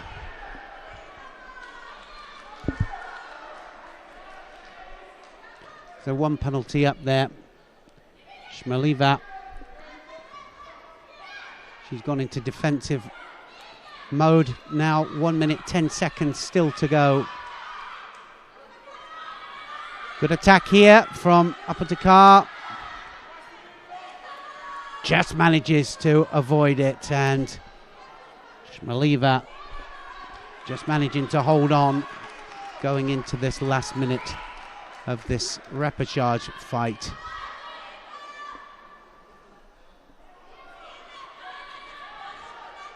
Never stop coming on, do they? The Slovenians, so typical. Just non-stop fight. Of course, that's their style.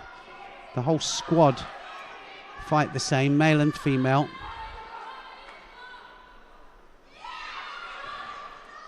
And almost there, almost walking onto that.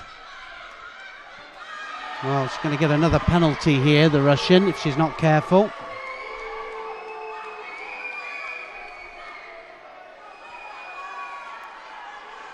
Well, a lot of the crowd here, right the way behind, but she's behind as well. 20 seconds left in this match. A lot of support here for Apotekar. Apotekar then, with the seconds ticking away, she can just feel it drifting away from her.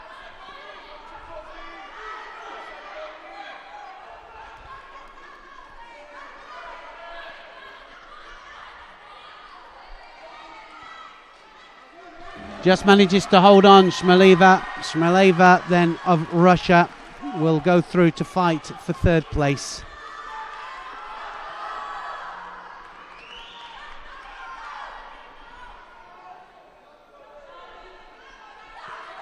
A little bit of a lackluster contest. Not a lot happened there. Nothing that we would have thought as a Nippon scoring technique.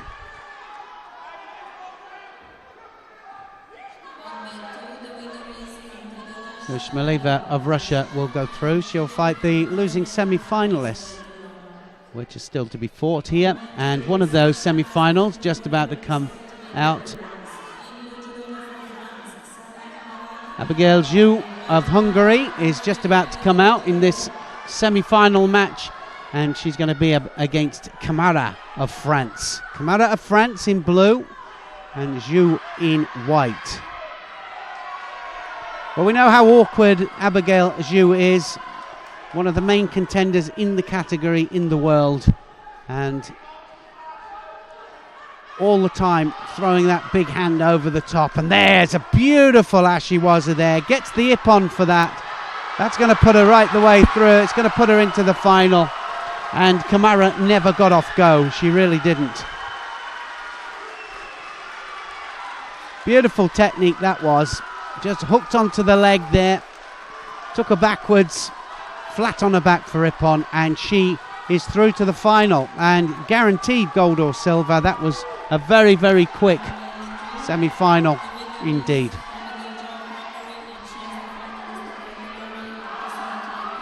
Well, she'll be very, very happy about that. Zhu started this campaign with a real positive there, and guaranteed gold or silver. Well, we're going to stay on the mat 2 and the under 90 kilograms for men. Quarter-final match. Tchaikovsky of Poland against Grigorev of Russia. And I said it was a young Russian team. Grigorev we've seen quite a few times before, but a lot of these team members, these Russians, kept out by the 1s and 2s. Now it's their chance to shine. Here he is in the quarter-final. Good to see an Aggie there straight away from Tchaikovsky.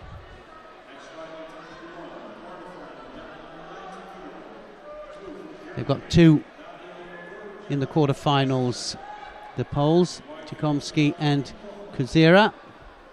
Kuzira up next against Max Stewart of Great Britain. Very competitive category, the under 90 kilograms. Competitive as in, not only are there more middles and light middleweights, but of course the level of those, probably 15 to 20 that could win medals at these tournaments. So very, very competitive when they get out there. Not many mismatches. So this is going to be hard for both of these.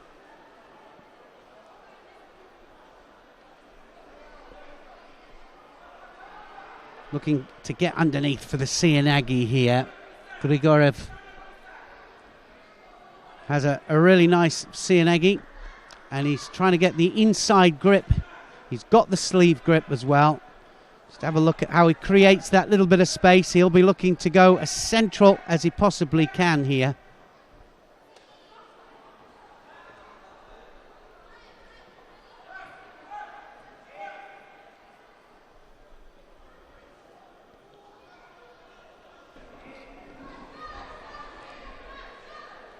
So we've got a quarter-final match here with Grigorev against Chikomsky of Poland, and 2 Poles in the under 90 kilogram men's quarter-finals. Sheldon. Yeah, Chikomsky and his teammate, well, you'd expect them to make the podium now, wouldn't you? Just interesting that they're putting, the Poles have done it in a few of the weight categories, sending a couple out.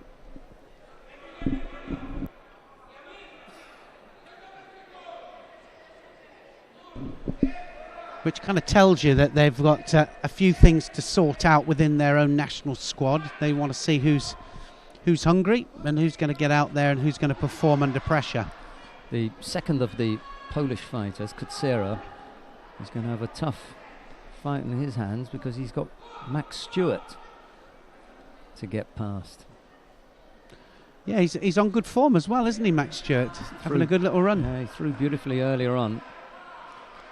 So it looks good. He's got Dad in the chair as well. That can help him out. Always helps when you've got an Olympic medalist in the chair. So a lot to live up to, but doing very, very well in the under 90 kilograms. Max Stewart of Great Britain. He's up next. We're going to watch him following this match. Bit of excitement earlier on when Matic and Steinhaus went head to head. Grigoriev coming up with a Yuko there. Was that Tomo Inagi? I didn't see all of it. I just saw the flight. Yes, like you, I was just looking over at the other mat there, and I was just for a split second.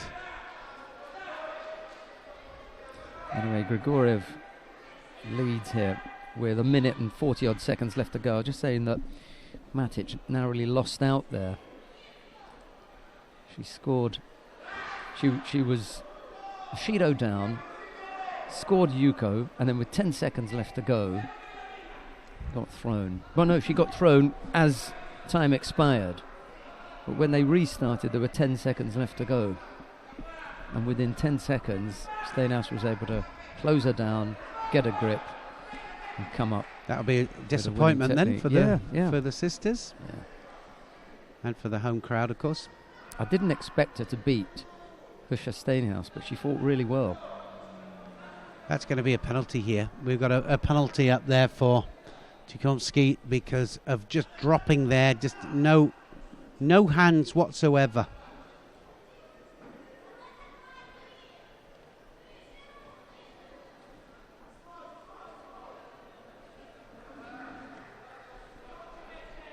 Well, Grigorev can't even get the sleeve. He's trying to get the sleeve. There's the Tomonegi again. I think it was Yoko Tome that he scored with. Lee Kochman of Israel has just won his contest down on mat number 1. That's in the under 90 kilo category. He'll be in the semi-final. He's the number 1 seed. Ziniavski and Vergabor of Hungary coming up there next. We're going to stick with Chichomsky and Grigorev. And then after that, we've got Peter Kutsera and Max Stewart.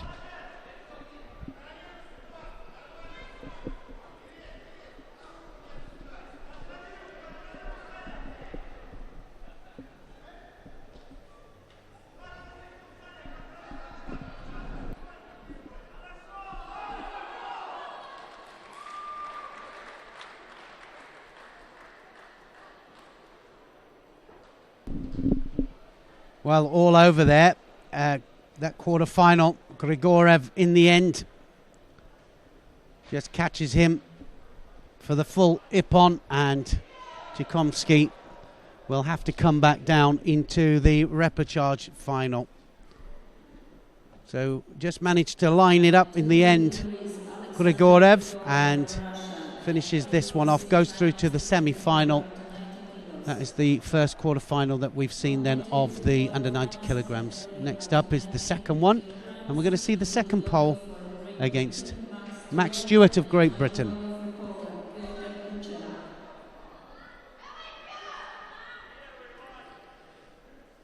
Right, Kutsera in the white judogi, Stewart in blue.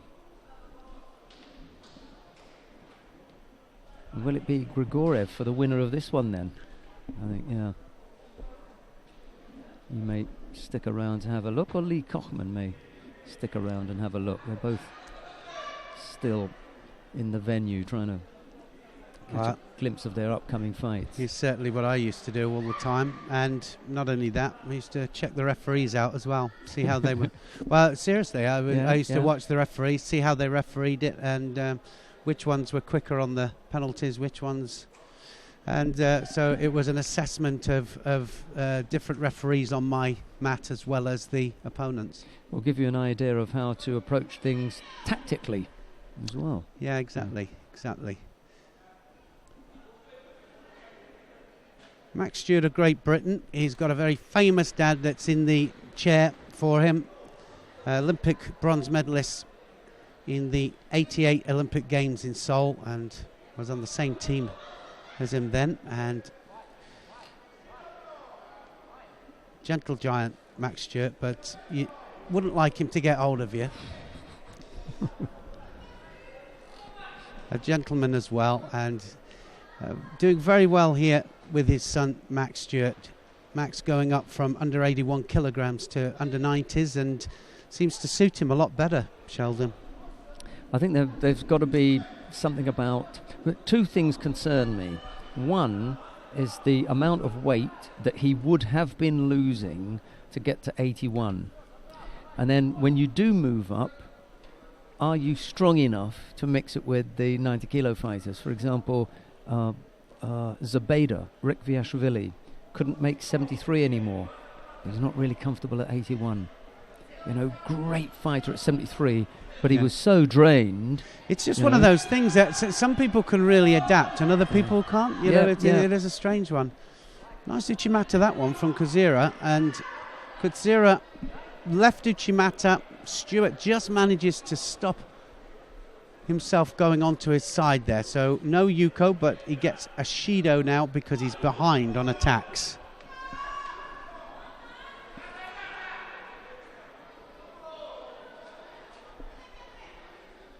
So now he's got to go to work. Max Stewart has to pick up the pace.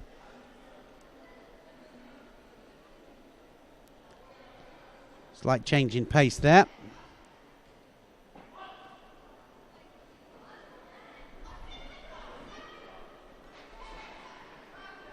Yeah, that last attack was more about the grip that Kutsera was taking than actually throwing in a full-blooded effort.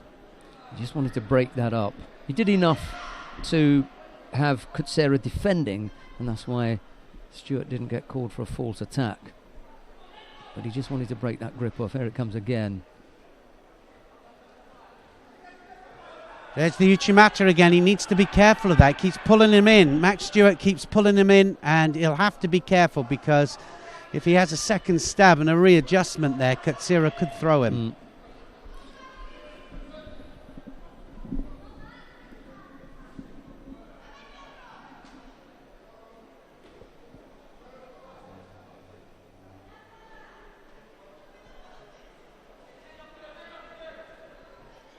Well, he's having to take the fight to him now. Got no choice.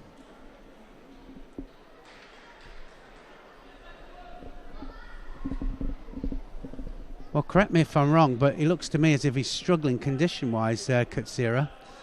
And a great opportunity for Max Stewart to pile the pressure on here. Could pull that Shido back quite easily and then really pile the pressure on.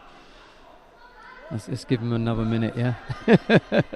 And then we'll really tell, because there'll still be over a minute left. So if Stuart is aware of that, move him around a little bit more. Let's try and gas him quickly. Yeah, just a few more attacks, and we're bad on the edge there, certainly, Kutsira.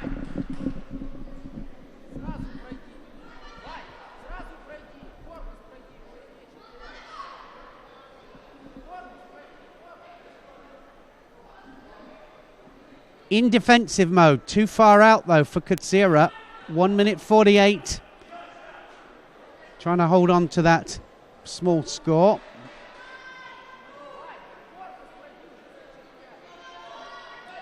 Stuart wants to stand up.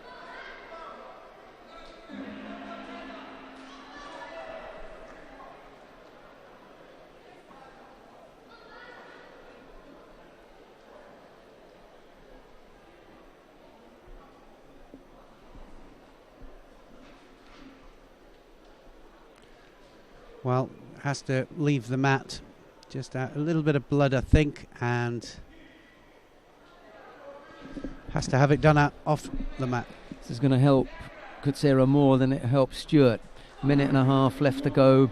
You know, you wanted him on the mat. You wanted Stuart chasing him down that little bit more, wearing him down, and then we would find out whether or not, you know, he was, you know, suffering with condition or just a busted lip. At the moment, we have to go for busted lip. But my money was on the condition. He was struggling a bit, wasn't he? There he is. Didn't take long.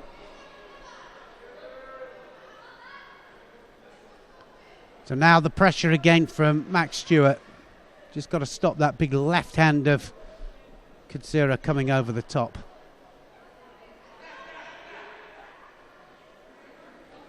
Oh. Wow, that was close, wasn't it? Oh my goodness. Now then, could just. Very close. Almost counted him as well there, Stewart.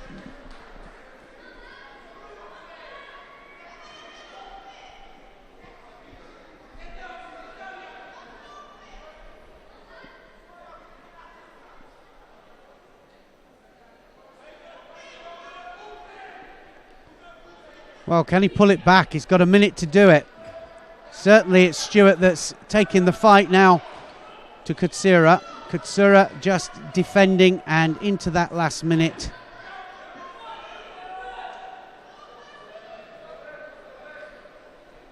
My money's on a counter here from Stewart.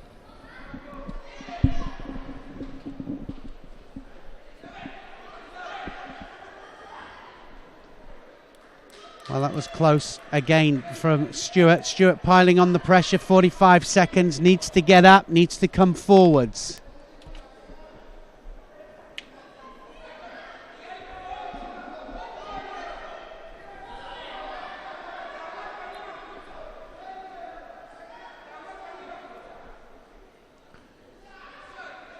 Uchimata, Sumagesh from Kutsira. Desperate. Yeah, absolutely it is. You know, those are the things that you just throw in there when you can't come up with your big Uchimata any longer.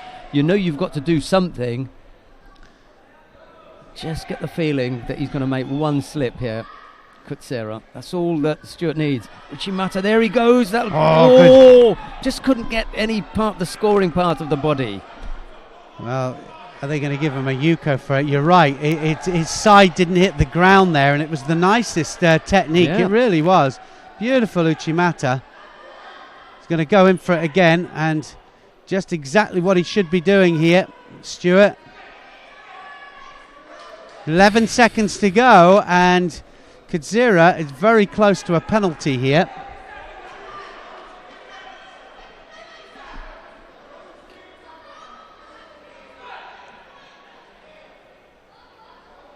He won't attack now. So, I mean, Well, for me, again, that is, 1 second to go, and I still think that should have got a Shido, but nothing to do with Max Stewart being British. It really wasn't. It was just the fact that I think that the penalties have to be a little bit quicker, certainly in that last minute.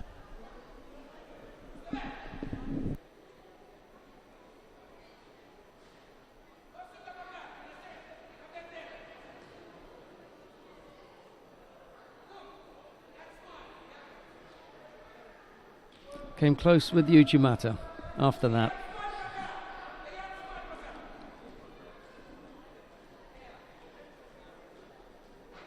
Kutsera did just enough to shade Stewart there. Quite a battle. Right, we've got the under 100 kilo category now. Adlan Bizultanov of Russia faces Milan Randall of Slovakia. It's Bizultanov in the white judogi and Randall in blue. This should be a good one.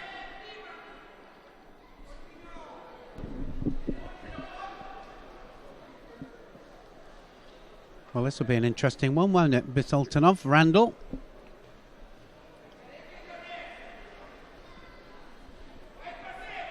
Couple of the old guard up here. We've seen a lot of youngsters. Oh, look at that. Ashley was a straightaway. Bizultanov in trouble there.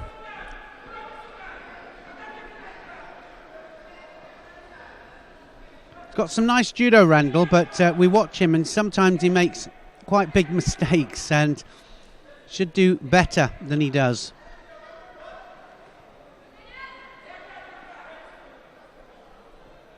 Bizultanov will have to just snap in a little bit, just a little bit dazed there. This is the quarter-final of the minus 100 kilograms.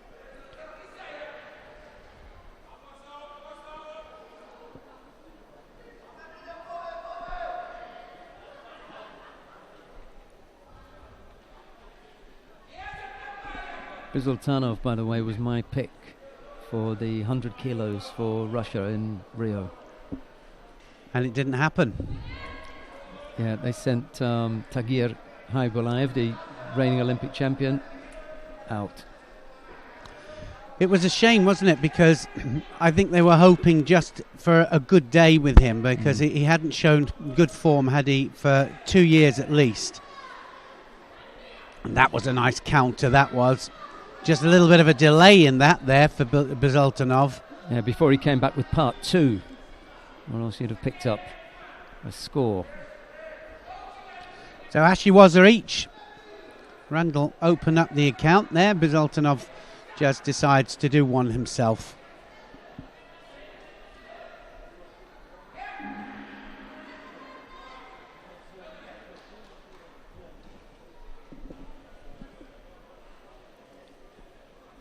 Yeah, I like Bizultanov. He's got nice movement.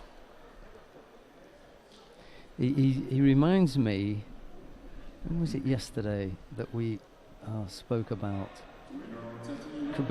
Kubetsov? He reminds me of Kubetsov. It's not lethargic, but he moves with ease. Yeah, and almost casual. What's the word? He's economical with his movement. Yes. He doesn't give away anything that he doesn't have to. And it's when he gets pressured that you see the best of him. You know, they're those sorts of fighters. And to me, Bizultanov is one of them. As his opponents work through the gears and they step up, he matches them. And he's able to match them. But he doesn't strike me as the one who leads the tempo. Yeah, also, I think he just chooses his time, doesn't he, just to pick them off, which is what he's doing here with Randall. Yeah. And I said that Randall makes mistakes. There's his mistake, yeah. Kosoto he tried, and he gets countered there for a Wazari. So Randall actually committed to that, but got taken over. The same school, aren't they? Yeah. Kubetsov and Bizultanov, they're from the same school. He was waiting, wasn't he? He was waiting for his moment there, and that little twist there in the action is, as we pointed out yesterday, it's not always what we can train. We can't train that. It's a reactional thing, and it's a natural reaction. We can train the natural reaction, of course we can, the speed of it, but there's a nice Taitoshi. Beautiful. Well, Wazetti upon, it's all over. Now, I'm gonna ask you, because you know a little bit about Taitoshi, but what a nice position that was.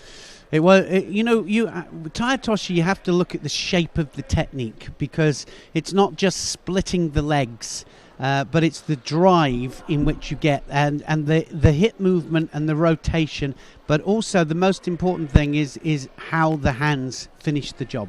That's the key. But it is about shape of technique, and you're very right there. And Thiago Camilo. Yeah, again, he has such beautiful movement in, and the reason there's not many books written about Tayatoshi is because it's technically very difficult to execute in a good way. It's very difficult because you need the hands and the legs to be working together.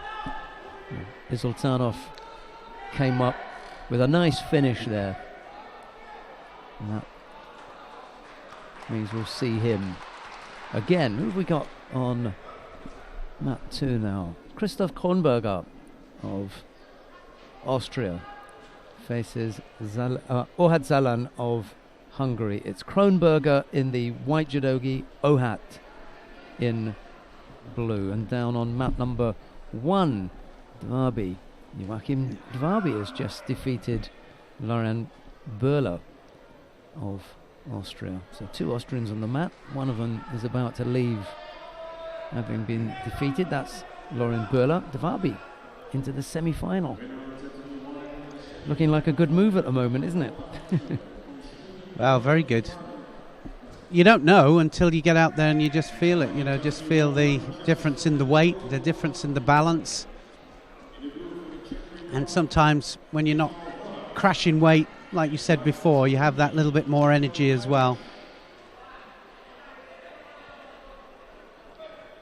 It doesn't alter the conditioning. It's all about conditioning and how you condition it. So you can train all you like, but if you have to crash weight, sometimes it makes no difference.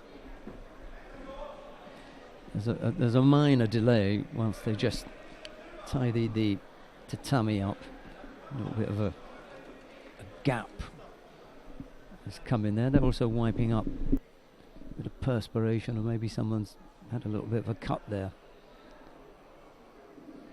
Okay, the mats look as though they're all right. It's just the tidying up of the perspiration, or that little cut there, a drop of blood maybe needed to be wiped up. Okay, we're back underway. First minute has gone. Kronberger in the white judogi, Ohad in blue. There's no score as yet.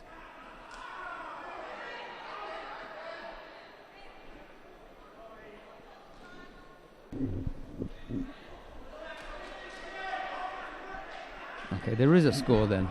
Did get a score. He did. Was Ari scored? I thought they were going to give him a bit of time there to try and get the leg out as well.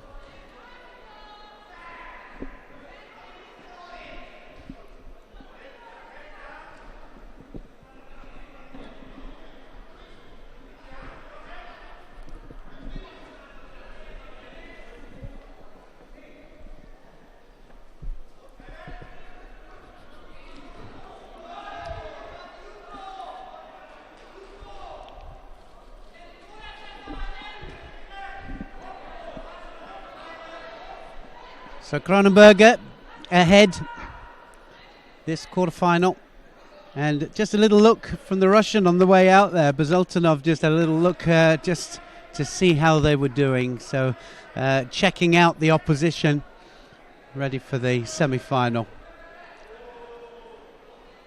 I think he's got every right to be confident here. He's a class act, Bizultanov. Yeah, he won't be happy, will he? Not going to that Olympic Games. Certainly if I was him, because I'm like you, I thought for sure he would get the nod on that selection simply because of form. You win some, you lose some. They went for Hassan Kalmuzayev instead of Nifontov. They came back with a gold medal. They went for Tagir Haibulaev, who was the reigning Olympic champion at the time, instead of Bizultanov. They came back empty-handed. Yeah, it's true, isn't it? Yeah, absolutely. Can't win them all. If it was an exact science, Sheldon, then we'd be millionaires, I'm telling you. Ohad has to now make sure that he dominates the grip, and he's got to try. He needs a bigger score. He needs Needs at least a Wazari. A Wazari on the board, of course, would put him ahead.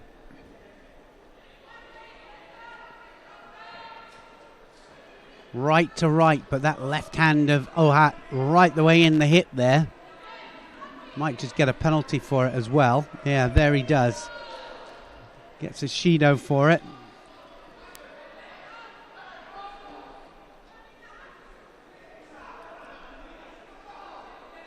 And it's down there again, and he could possibly find himself in trouble here because having his head dominated by Kronenberger, and that is going to be, if I was Kronenberger then, I would have let him get up to get that third penalty.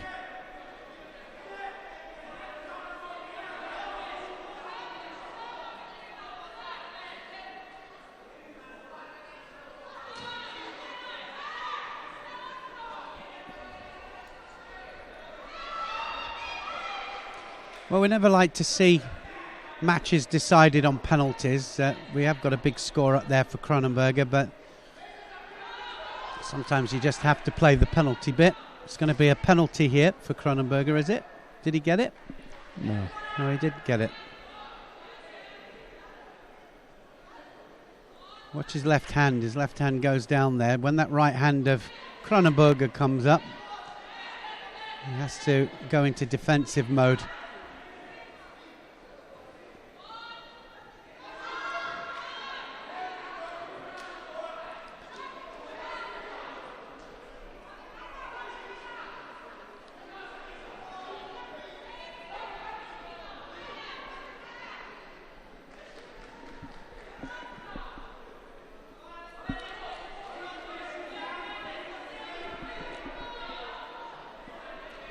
Just over a minute left to go. So now Ohat has to come forwards. He has to take the initiative.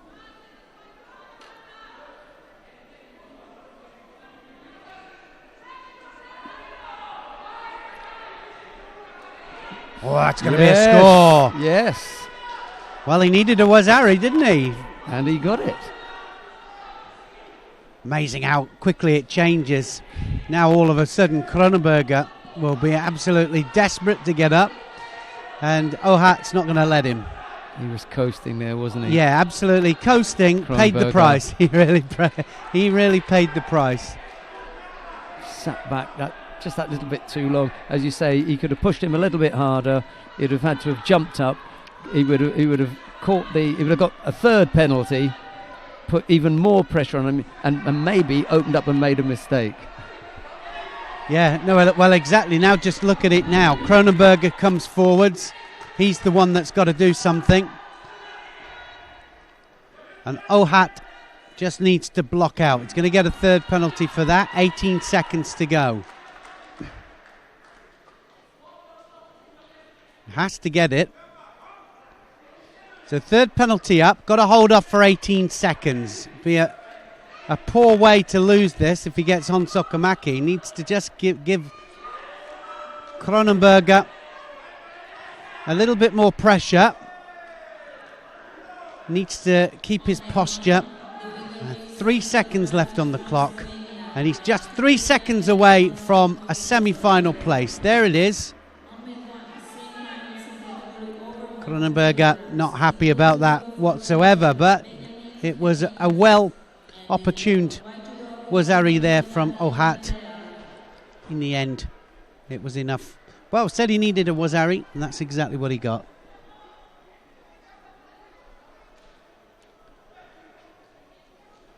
So we know the winner here.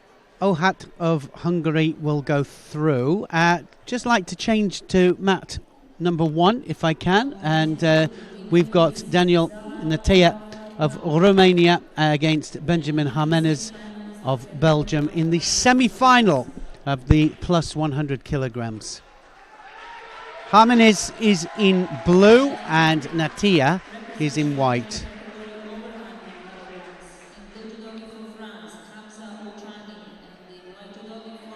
Needs to keep moving all the time, the Belgian. He really does. He can't stay still with Natea. Not for 1 second. Needs to keep it moving. Natea tends to want to set them up and waits his moment for the big technique. He can throw though, Natia, but so can Jimenez.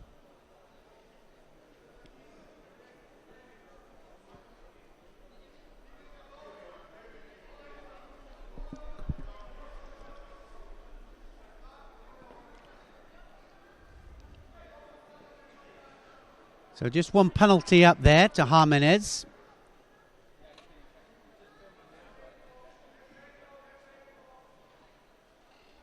And as I said before, needs to keep it moving, needs to stay busy.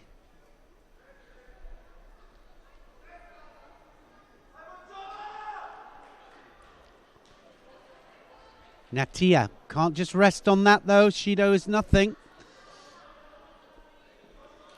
The smallest of penalties here.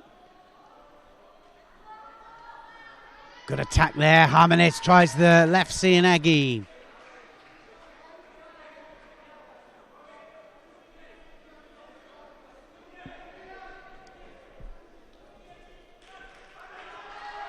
Well, Natia quite happy just to try and stay on that one Shido. 2 minutes gone in this semi-final.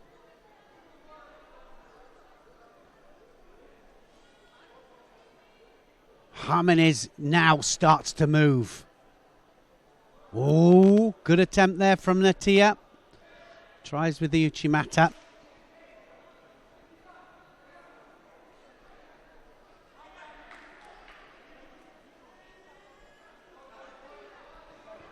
So again, Jimenez comes forwards, has the grip on the inside, so that's a good advantage for him.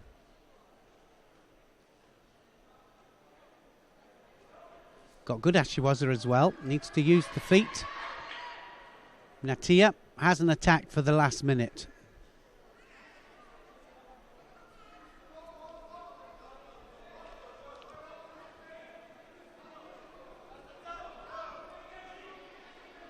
Well, I think it's up to Natia now. He has to do an attack or he's going to get a Shido. Well, is the referee going to give it? Still doesn't get it. He can only be a couple of attacks off it here. Certainly if I was in Jimenez's corner, I would be telling him to move all the time, trying to back him up. Natia still not attacked. Left Cianagi this time from Jimenez.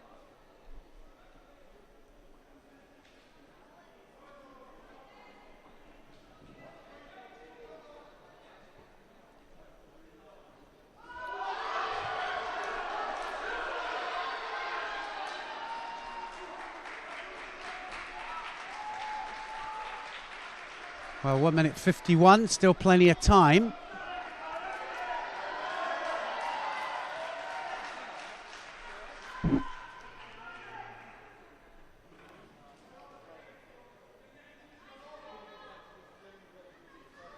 Well, we know he can throw, Natia.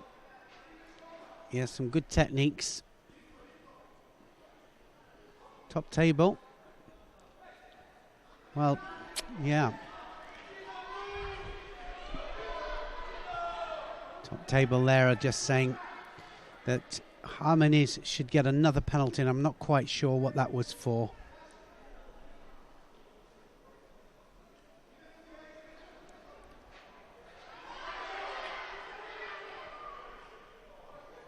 So a second penalty goes up to Jimenez when really I thought that Natia was about to get one. So I think it might have been for trying to back Natia out, but quite rightly if it's absolutely deliberate. But if you have a look at Natia here, hasn't done anything for the last 2 minutes. Now he has. That's going to be a Yuko. First attack, and Jimenez goes down onto his side with a thump as well.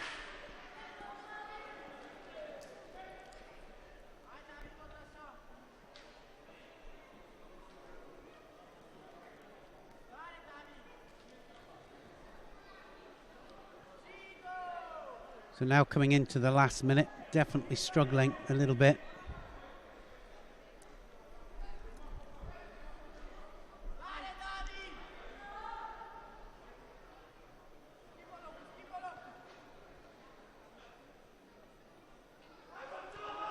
Well, Harman is now. He's going to be one Shido behind because he's got to get one Natia, surely. Yeah, it has to get a Shido, so he gets a Shido. He's under pressure. That Yuko on the board, though, is going to decide it for sure. So, clock's ticking away. Last 25 seconds, and certainly Harmony is behind in this match. He's been moving, and now last-ditch attempt here at trying to get a score. 11 seconds left in this semi-final match. Got to take the chance here, the Belgian. Drops Sianagi again. Well, you can see Natia struggling just a little bit. 2 seconds to hold on to this.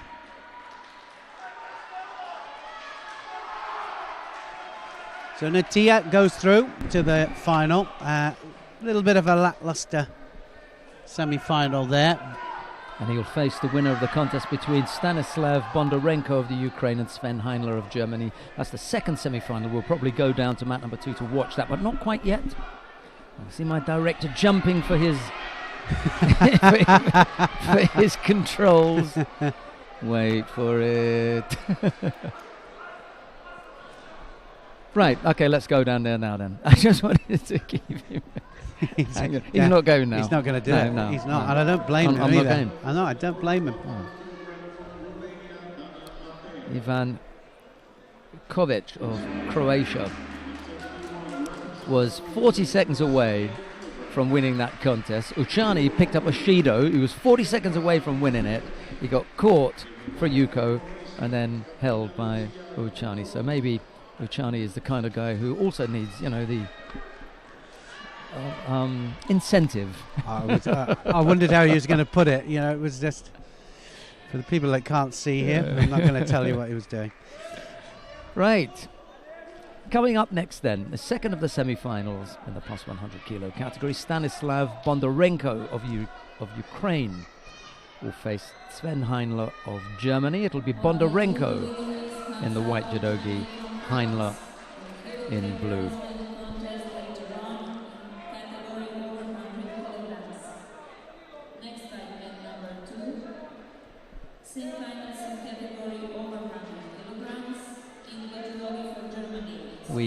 I took a couple of seconds out to go and see Anastasis Hernandez of Cuba. She was the Olympic silver medalist in Beijing at under 70 kilos a few years back, and she still looks in really good condition.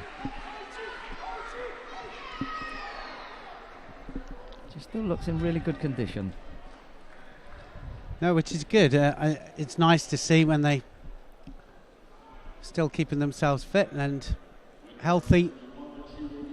She's living in Italy now, apparently.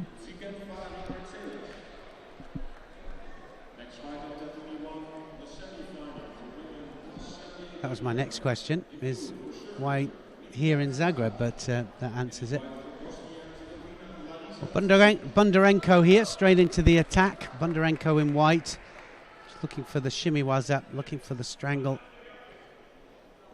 So many opportunities on the ground for these heavyweights. There really is.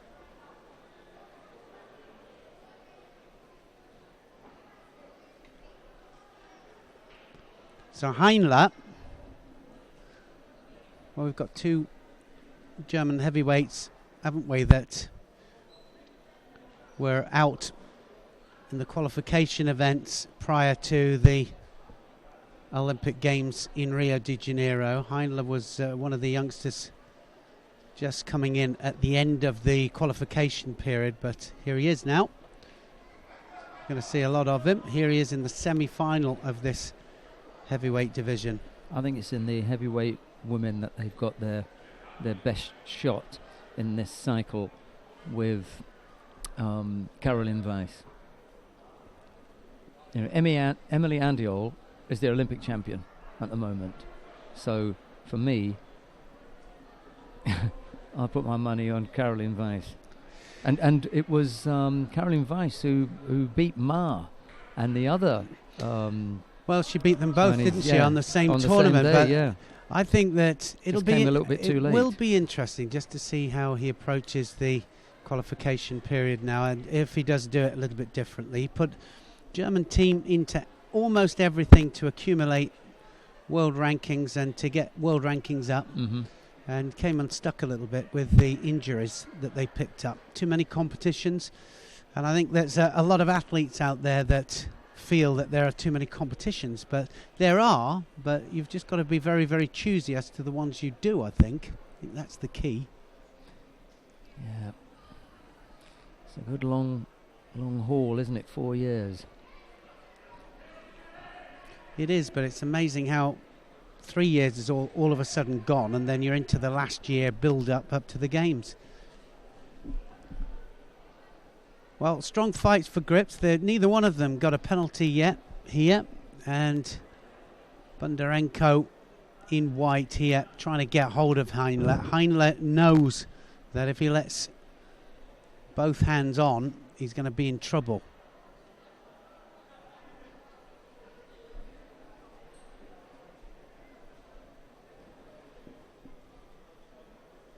Big arm over the top. This is what he doesn't want here. Heinle needs to get out of there.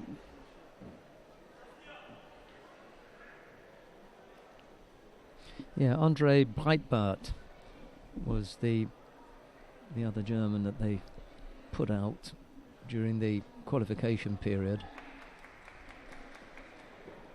The two of them, looking to become to take over from Andreas Tölzer. Tölzer had got them a medal in London. He picked up a bronze medal there, so they had that little bit of history there to try and follow, and didn't quite work out for them. No, it didn't, isn't it? You've got to... well, he never looks like a fully established heavyweight yet, Heinle. It looks like he's still got some development to go, but saying that, and he still is here. Look at that. Big Kosoto Bondarenko trying to push across there, and Heinle just managing to stop him.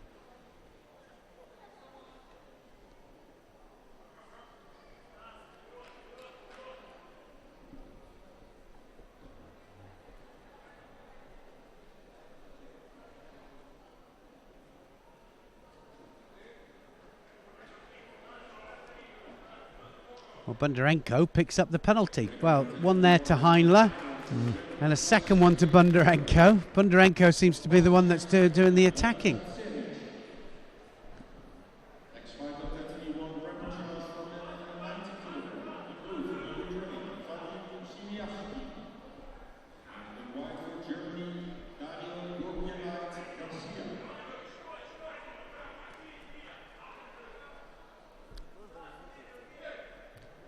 .34 seconds to hold on to this slender lead. Sven Heinle of Germany.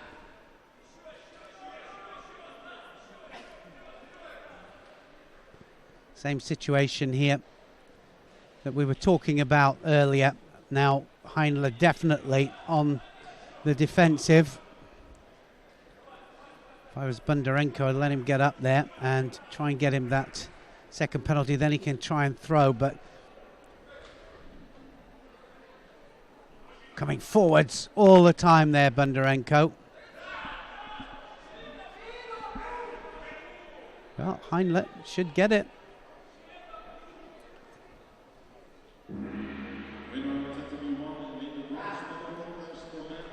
He's pleased with the outcome, Sven Heinle. Why not? Going to find himself in a Grand Prix final.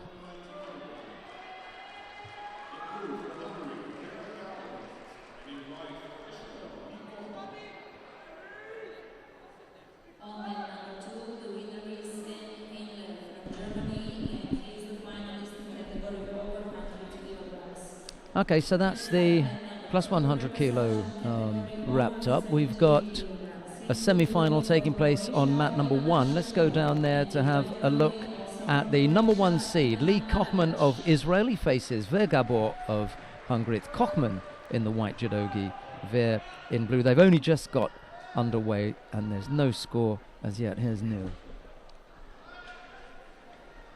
Well, Kochman Left hand on and looking to go underneath there. And there trying to get that hand over the top.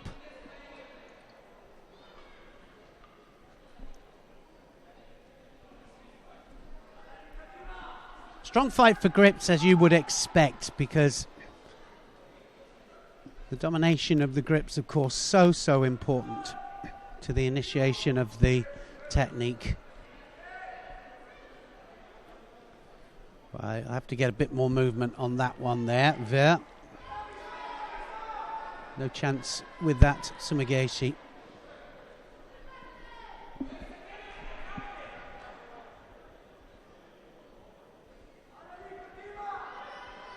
Koshman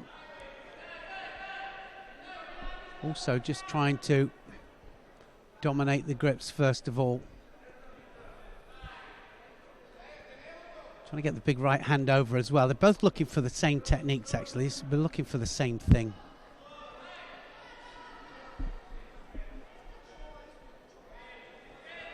Sianagi, yeah, just manages to block him out, doesn't he? Just got him in the back. Yeah, there. he did. Well, it's all about the body movement, of course, and the body positioning for any technique.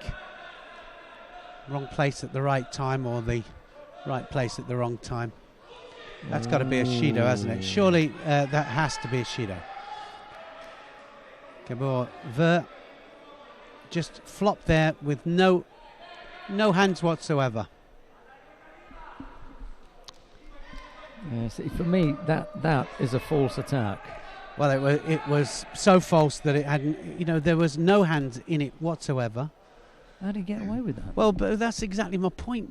Sheldon, you have to give it so that you realise the next time. I mean, he's already got away with it once. Is he going to do it again?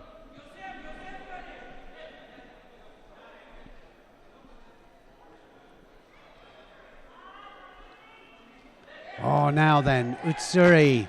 Is he going to do a changing hip on it?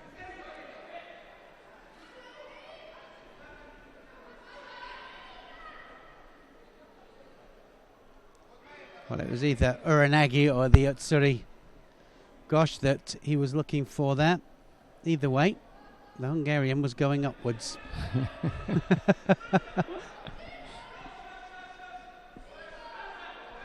Yeah, the Uranagi is most common. Tsurigoshi is a little bit more difficult to execute. Absolutely fantastic when it comes off, though. Yeah, they're two techniques that, when executed fully, they need full commitment. There's no halfway measures for either one of them. I think we've seen some amazing ones from the Georgians, haven't we, of late? Kviniashvili doing different ones, and Shrikishvili as well, from different angles. Amazing stuff. Yeah, they're wonderfully attacking fighters. And now Kochman does pick up a penalty. Ooh, going again, here we go. Yeah. And that time it would have been the Tsurigoshi. Kochman. Although it wasn't his first option was Uranagi. That failed, and the movement put him in a position to bring off the Tsurigoshi. He didn't do that, and he couldn't hang on to the Osai Waza there either. Well, it looked to me then as if he was just going to give it up there, but Kochman didn't quite have him where he wanted him. So now tries that's going to score a Yuko. Ouchigari this time.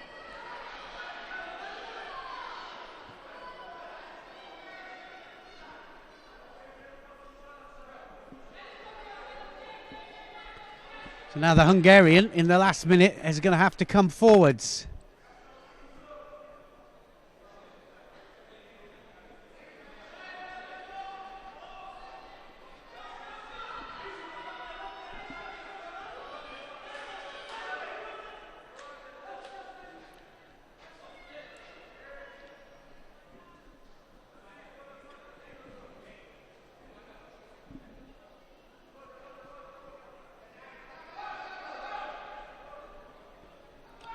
Well, this will be another possibility of a really good medal for Israel.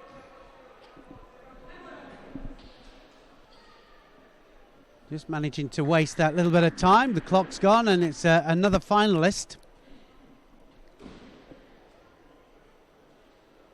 This is a good young team, isn't it, put out by Israel?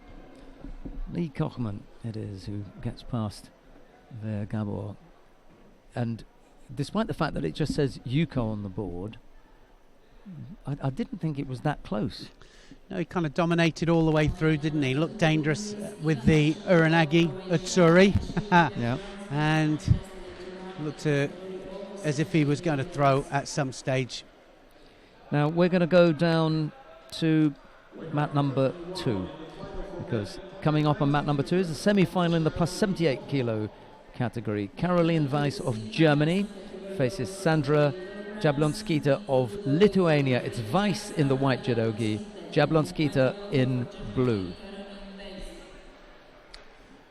Well, this is your choice, Sheldon. Yeah, certainly. Weiss. She's got nice hip techniques.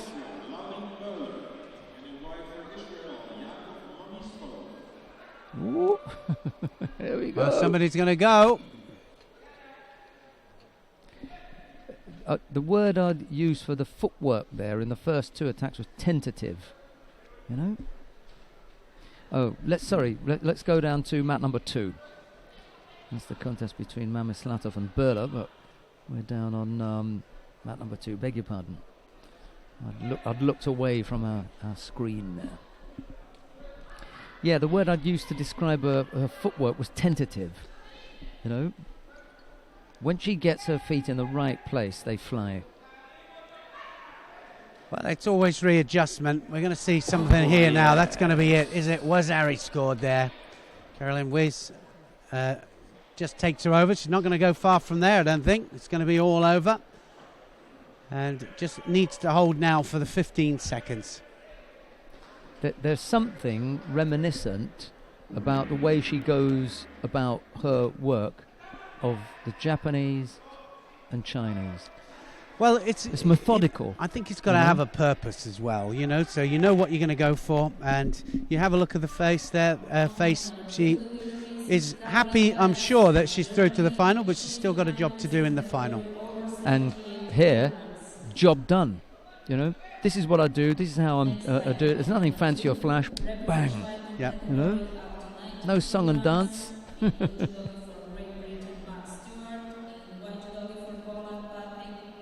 Right, we're going to get another look at Max Stewart. This is a repechage contest, and it's the second time that he's had to face a Polish fighter. This time it's Patrick Cichomski. Cichomski in the white judogi, Stewart in blue. And we've got Grigorev and Kutsera coming up, and we'll follow that in a few minutes with Adlan Bizultanov and Oat Zalan. I think Oat is in for a rude awakening. Oh, good Sianagi. That was really nice. Hips were across. Stewart did well. He did. Got himself in a nice position there, didn't he? Just didn't finish off. Well, this is a repechage final. The winner of this will be fighting for 3rd place and fighting the loser of the semi-final.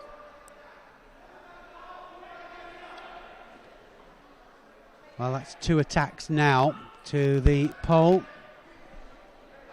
Cichomski just taking the fight to Stewart. Stewart's looking for the shimiwaza, though. Is he underneath the neck? Might just be underneath there. He's trapped it nicely. Oh, now. he is. He's there. He's there. Can he get the leverage?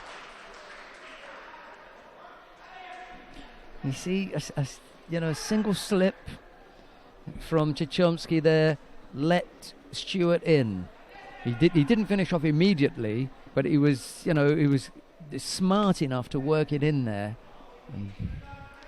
Yeah, it was nicely taken, wasn't it? And he knew he was underneath the neck, so he didn't mind exposing his opponent. Let's have a look at the transition in. So Cichomski goes through for the Sianagi and straight the way round there, Stewart. Then he climbs, gets a little bit of leverage there. Tchaikovsky has to roll away from it. Just one last ditch effort there, and he just traps that arm. And that's it. Yeah, excellent stuff. So he's going to be fighting for third place, Stuart, and that is a really good result for him. Well, whatever advice Kutsera gave Tchaikovsky, it didn't work. No, for sure it didn't. Right. Coming up next, Alexander Grigoriev of Russia faces Piotr Kutsera. We spoke about him a moment ago. Semi-final in the under 90 kilo category. It's Grigoriev in the white judogi, Kutsera in blue. Now, we had a question mark, well, not we, but there was a question mark about Kutsera's conditioning in the previous contest. Yeah, well, I get a feeling that he's going to need it here. I don't think Grigoriev is going to let up. It's just going to keep coming forwards. Said before that it's their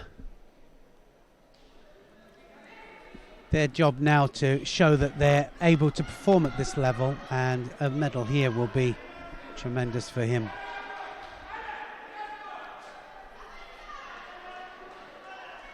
Well, Shido goes up to Grigoriev.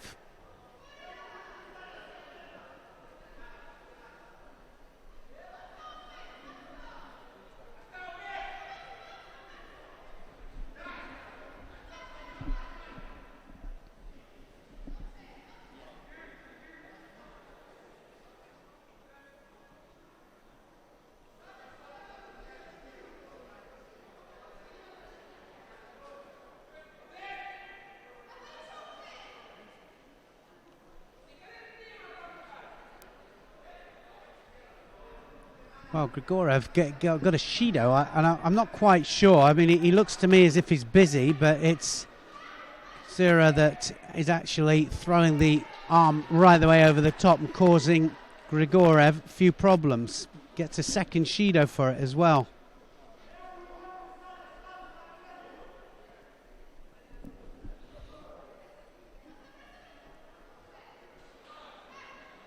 Now, is he going to pick him up? Looking for the Uranagi, might happen. Well, it was well countered by Grigoriev, but didn't quite put enough into that. Kutsera was hopeful that he had taken over enough of the technique to claim a counter, but in all honesty, Grigoriev was so far through with the attempt, and Kutsera was just turning on top of him rather than causing any change in his movement, so he wasn't given the score. They didn't entertain that one. Well, he's fighting quite well here, Kutsera, because he's just doing everything right. Saying that, look at that. He was doing everything right anyway, and just gets countered backwards. Just the wrong place at the wrong time, absolutely, and a real opportune technique there from Grigoriev. Beautifully taken, and all credit to him. Just took him back there cleanly onto his back. Have a look. Oh, talk about Tewaza. Comes in for the Osoto, overstretched.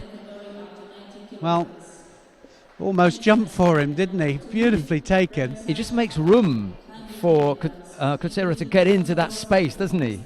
Yeah, just assists it over a little bit with the leg there, but look at the hands coming in there to control it. Talk about Tewaza. That's Tewaza at the very best there. Brilliant stuff from the Russian, and they have a finalist in the under 90 kilograms. We're going to go down to mat number 1 because Michael Korel of the Netherlands faces Joachim Dvaby of Sweden. It'll be Korel in the white judogi, Dvaby in blue. This is the semi-final in the under 100 kilo category. Then we'll come back down to mat 2 to see the second semi-final if we've got time, depending on how that repechage contest between Milan Randall and Christoph Kronberger works out. But here is Korel in white, Dvaby in blue.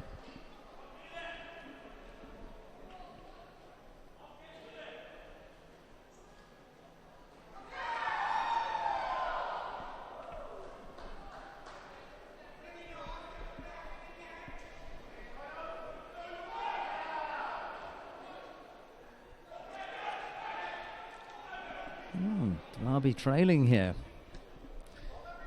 by Rosari. Okay, time to start digging deep.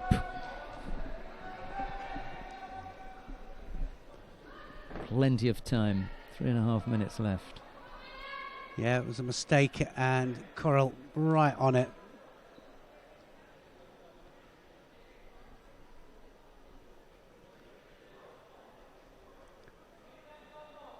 And it's up to Derby now to come forwards. He's the one that's going to have to take the fight to Coral. New system in the Netherlands now, where they've got a centralised system. Everybody is at Papendal. Well, not everybody, but there's, I think, a nucleus of 60 people at Papendal, and then others have to come in. So there are a few people not happy about it because they have a great club system in the Netherlands that works very, very well, and it has worked for many, many years. So mixed feelings about that.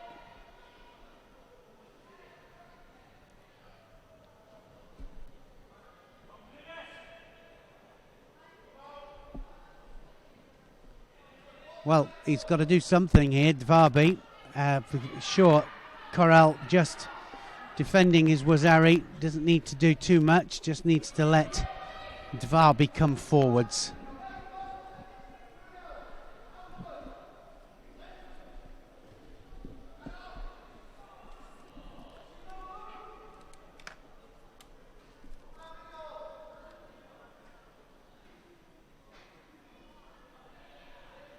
Hasn't done anything, Coral, since that Wazari. 2 minutes to go. Remember, this is a semi-final of the minus 100s. I think the under 100 kilograms is going to be absolutely wide open in the next 3 years. Building up to Tokyo, I think it gives a real good chance for somebody to really establish themselves.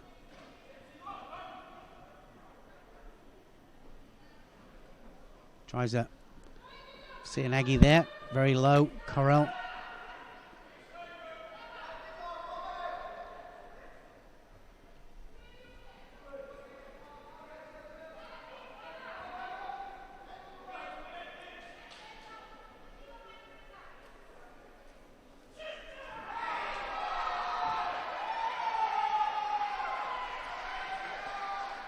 Well, nothing happening now is there. It really should be happening from Derby's point of view. He's the one that should be pushing forwards. He's the one that should be throwing caution to the wind now. Is Wazari down, needs a big score. Into the last minute of the contest. Semi-final.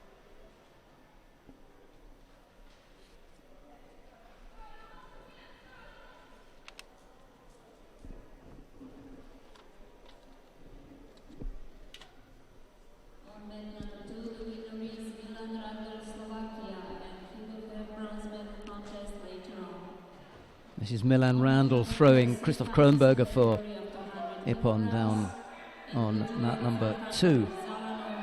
That was nicely done, wasn't it? Absolutely. It's a good position from which to drive. Real nice Oguruma there. So into the last 30 seconds here, and now he's going to get penalised as well, Derby, for just stepping out.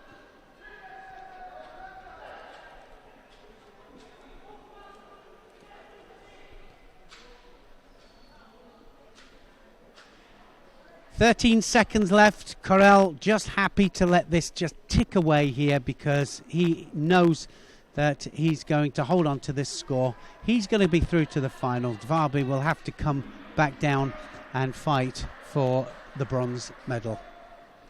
Right, well, we're not going to hang around here because we've got one more contest taking place down on mat number 2. Adlan Bizultanov of Russia faces Ohat Zalan of Hungary. It's Bizultanov in the white judogi, Ohat in blue. Just this one to go, and then we'll take a break.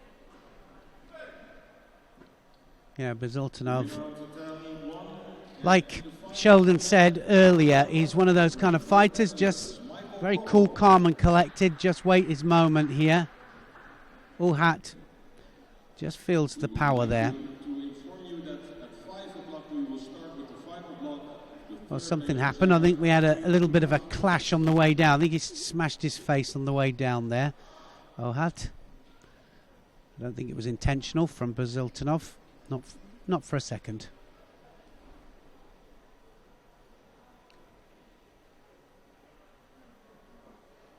Well, it's all over. Baziltonov is going to be awarded the fight, and there's something that's happened. I don't know if we can get to see a replay of that last action then. Well, something happened as he went down there, but it means that he can't carry on. So that's for sure. He might have just damaged an arm there on the way down. Baziltonov was hanging around to, just commiserations, mate, or sorry, or whatever it was, but the referee waved him away. Have a look and see what it was that brought that about. Yeah, what was that? Wasn't anything in it, was it? Well, it certainly didn't look it, did it, from this angle? And it looked like he might have twisted something, and he might have twisted his arm on the way down. I thought maybe it was a face plant, but anyway, it was enough that meant that Baziltonov wins the match by default, and he'll go through to the final. And it looks good and looks set, doesn't it, for some great finals a little bit later and some good medal matches. Yeah, we saw a couple of top draw fighters. Lee Kochman, he was around last time round. He'll face Alexander Grigorev in the under 90 kilo category. That's a nice matchup. And again, a little bit, Grigorev is the kind of guy who really needs pushing. But I'm also worried about his fitness. We'll see. It is a test, and I'm sure that Edzio Gamba, he's got these Russian fighters out here as part of the test, so he'll be testing their condition here, and we'll see what he's like. It's Israel against Russia in that particular one. Baziltonov, for me, I said it this morning. Yep, I agree with you. I think so kilo too. Category, he looks good. The big boys, Daniel Natia, Romania, and Sven Heinler, Germany. I think Natia, and for me, if he decides that he wants to attack, he'll attack, and I think he'll pick up a score. He is a big thrower, and he will score in the end. He's undersized, not just in that category, but in that particular contest, isn't he? I think so. I think that's going to make the difference. And then we've got Tusha Steenhuis of the Netherlands and Jo Abigail of Hungary, and that is a top draw contest. Absolutely. Which one wants it best? I think Steenhuis has got something to prove. I think Jo Abigail will want to prove something as well. So, I mean, that could go literally either way. It's not that I'm sitting on the fence, but I think it could go either way. And then the contest in the plus 78 kilo category for women. The final contest there is Larissa Cherik of Bosnia-Herzegovina. She'll be up against Caroline Weiss of Germany.